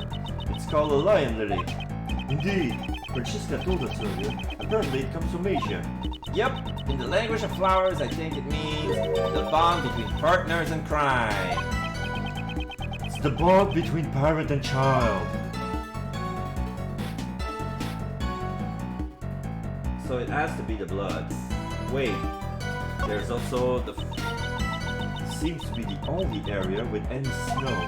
It must have been melted by the fire caused by the child at the orphanage. The disasters just kept coming from this orphanage. After the fire, multiple murders occurred. After the fire? If the snow had melted, wouldn't that mean... Oh, I see what they're going for. The fire was not made by a child, there was blood in the main hall. And they put a fire and blame it on the child to melt the snow. Because the snow only stopped where the blood only stopped where the snow is. No, not a single piece of dirt, of blood is on the dirt. Okay, so that's what they're going for. So I'm gonna try the fire.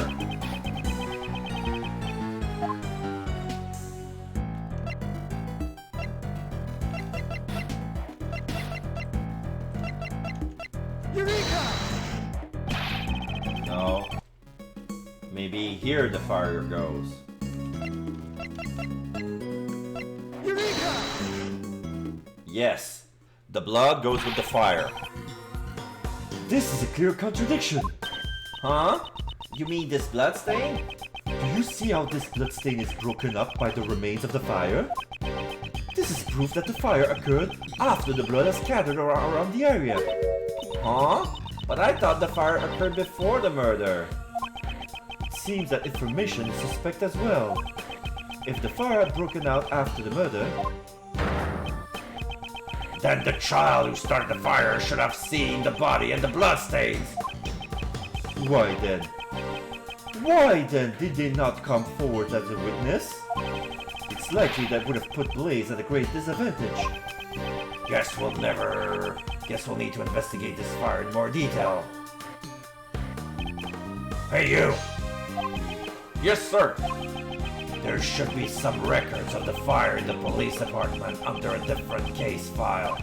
I want you to bring me every last investigation report about the fire. Understood, Sir Schiefer. Oh, and one more thing. What is it, sir? Contact the House of Lang in Jiangfa. There should be evidence from this case in my old man's room. What do you mean? I just remembered why I recognize this scene. A long time ago, I saw a picture in my old man's room. It was a drawing resembling this scene. What did you say? However, I think it looked like something a child drew. So, there was a witness, and the child drew the scene of the crime. A child? Then the artist may have been the culprit behind the fire. It should still be somewhere in my old man's room. Have them sending over here. Understood, sir.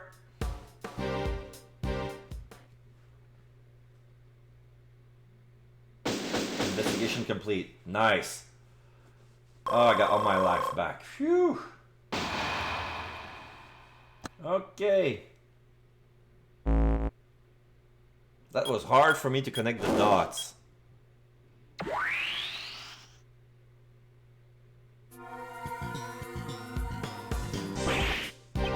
Shifu, I'm back! I've brought the info on the fire the kid started and a photo of the drawing in your father's office. And also... Oh, I've been waiting for this. Hurry up and hand him over. The information held by Angel Long's father. Oh, wait. This is weird. This is weird. This is it. It's exactly what I remembered. Dogen! Dogen was there. Dogen has something to do with the prisoning of Jiangfa. And the president of Jiangfa is holding a Mozilla plushie, but he got both his horns. And this plushie is used as a recording device. So Dogen attacked the president. Did he?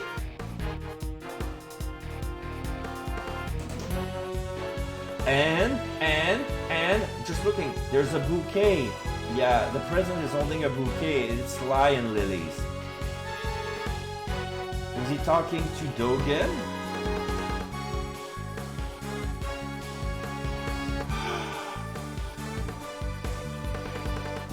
Wait.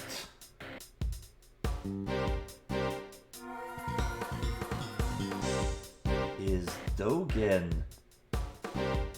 the president's father? Just speculation, but... because why would they have tiger lilies? It's just what I remember. This was a picture drawn by the child depicting the night of the incident. It sure looks like it was drawn with a child's touch. As I thought, the one who drew this is most likely the child who started the fire. Child's drawing. A drawing by the child who started the fire 12 years ago, depicting the night of the incident. Jot it down in my organizer. Shifu! What now? Oh. Sorry, I'm gonna have to wait. Hey, Mr. Prosecutor. Why do you think my old man had this? Perhaps he obtained it during the courses of his investigation into the incident? Although I don't know why he would have concealed it. Agent Long, might I be able to see the details of the fire? Yeah, sure. Allow me to read it post-haste. Okay. The boy who started the fire snuck out of bed on the night of the incident. It seems this boy went missing several days later. What? Don't tell me that you witnessed something you shouldn't have. That's horrible! He was only a child after all. While I would hate for that to be the case, we can't rule out the possibility entirely. Huh? Apparently the boy left some stuff behind at the orphanage and it was taken as evidence. What's this? This is the Mozilla's horn.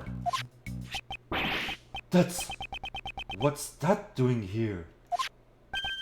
Mr. Prosecutor, do you recognize this? Oh, okay, now it makes sense. I think I know what's going on. It's not that the president is Dogen's son. It's most likely that the boy who started the fire is the president's son. He must have left him at the orphanage being illegitimate or something. Must have been a bastard child. Do you recognize this? Yes, I know one piece of evidence that relates to it. Which piece of evidence is related to what the boy left behind? The plushie. There you go, the Mozilla doll. Take that! I don't know what it's doing here, but isn't that the missing horn from this Mozilla doll? No way, you mean this came off the president's? You know of it? Yeah, I noticed the president's kept it close by as a decoration. I've always thought it was strange how one of the horns was missing. If you twist the horn, this doll will play back any previously recorded audio. So if we put the missing horn back in place, we might be able to hear a different recording. Oh. Indeed! It is possible. The doll is currently on the 51st floor of the Grand Tower. Hey you! You heard that, right? Yes, sir, I'll be right back. Shifu, I've got it! The mighty Mozilla doll! Well done. Give it to the prosecutor over there. If we insert the horn found at the orphanage into the doll, it fits!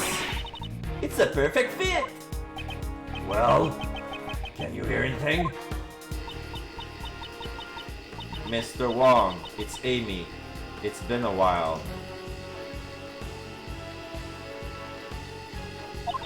I saw the news that you would be coming to this country. I was really nervous about doing this, but I decided to send you a message. Overruled! Please stop the playback! No way, Courtney. You know exactly what this is about. Go to hell. Judge Courtney? What's wrong? Stop it! No! It's a boy, your son. He's just been born. Called it! Oh wait! Is that even better? I'm sorry, that's all I wanted to tell you. Wait. I need to check the profiles. Profiles. How old is John? 13. Okay, no. Oh, that would have been funny though.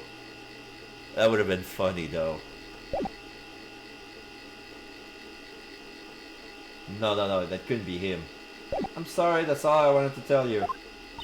His name is John Marsh. Oh fuck, it's a fine name for him, don't you think?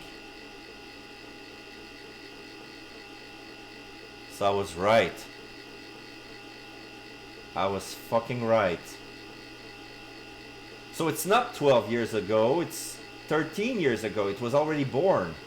So...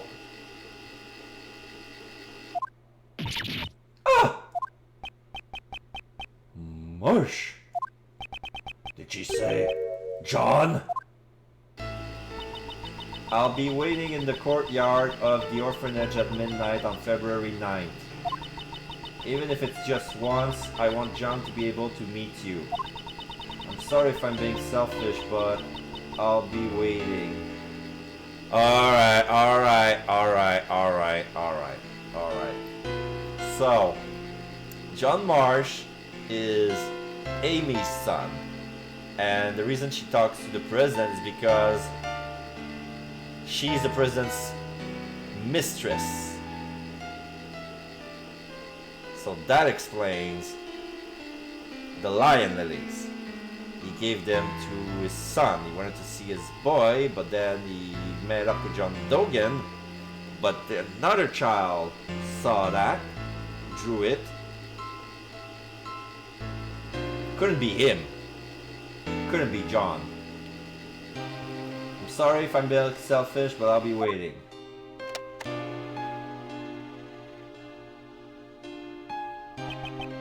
No way, that was my... John? What's the meaning of this, Miss Courtney? John is... Oh, of course. Alright, we're gonna put... we're gonna go all the way. We're gonna go all the way. John is not my biological son! He's... adopted! Did John know about this? Of course he knew. John's mother, Amy March, passed away about 5 years ago. She and I were cousins. Since we were young, we've always been really close. We were often mistaken for sisters. That's why, when she passed away, I thought it was only natural that I look after John. Also, there were circumstances which prevented me from revealing his father's identity. I never even told John his father's name. ... And now it's all been revealed, thanks to the recording of that doll. Did John's mother send the doll to the president? Hey. John. Was he... the president? Was he really my dad? Yes. Yes, he was. Before you were born, Amy worked as a diplomat in Jangfa. a diplomat. So that must be how she became acquainted with President Wong. Hang on! Didn't you tell me she worked at the orphanage? Yes. After returning to this country, Amy left her job as a diplomat. She always had great passion for charity work, so she began working at the orphanage. Not so fast! Hey, Miss Courtney. So this Amy girl, she called the president there herself, but she never showed up at the scene of the SS5 incident. What's with that? Amy couldn't make it. Apparently, someone had been following her the whole night. Perhaps it was Blaze? I can't say for certain, but it's possible that it was his doing. After that, Amy never got another chance to see the president again. So she died 5 years ago. This conversation must be painful for John. Oh, right. Hey, John, you thirsty? How about I buy us both some juice? We can go together. I'm a part of this too. I'll listen until the end. Besides, I can't afford to buy my own juice. I'm an actor. And my backpack is full of milk. So buzz off. Oh, shut down by a kid.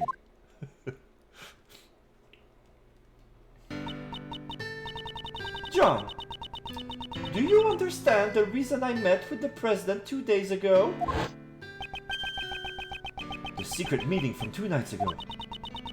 I wanted to tell him about Amy's death, and that you were alive and well. But I See, that's why you couldn't tell us your reason for meeting with the president until now. get it. She would have to reveal his connection with John.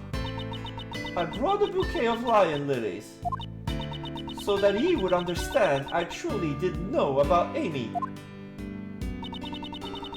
Those flowers are a dear memory to the president and Amy. The first present she received from the president was a bouquet of lion lilies. But now, even he had passed away, if only he were still alive. Perhaps I could have introduced him to John.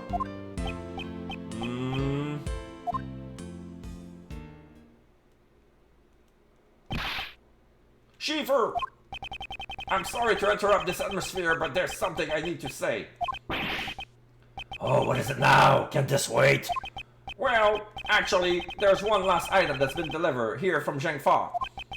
I have here the president's will.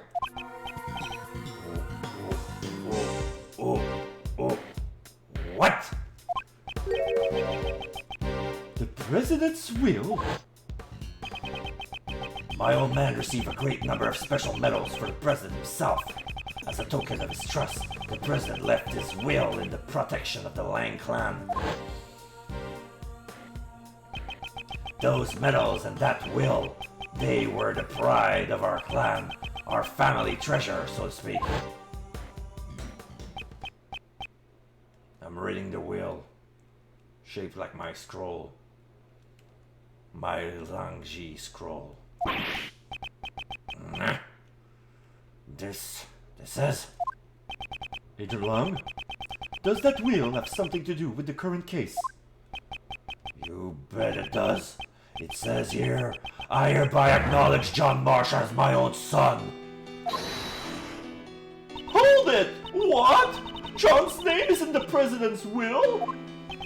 Are you certain that will was written by the president? Yeah, he entrusted it to the Lang clan even before the SS5 incident took place. They will have to appraise it back home, but by the name of the Lang clan, this is the real deal. Yi Zhongwan was the president of an entire nation. The existence of his son would have caused considerable controversy. However, he left behind a will, just in case. This makes it doubly sure. I still can't believe it myself, but there's no room for doubt. John Marsh, you are the son of Di Zhongwan, president of Zheng Fa.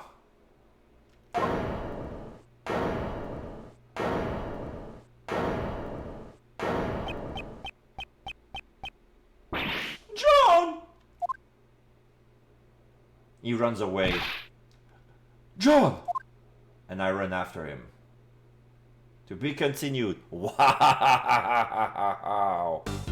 Would you like to save? Yes, I would. Yes, I would. So much emotion. So much has been revealed. So, yeah, it's been almost 4 hours, and somehow the investigation drained me. Like, turning around, not figuring out what's to do, and that's, you know? So, I believe we're gonna leave it for there, and we're gonna continue tomorrow as we're gonna open another chapter of Ace Attorney Investigation 2, Miles Edward, the prosecutor's path. So now, what's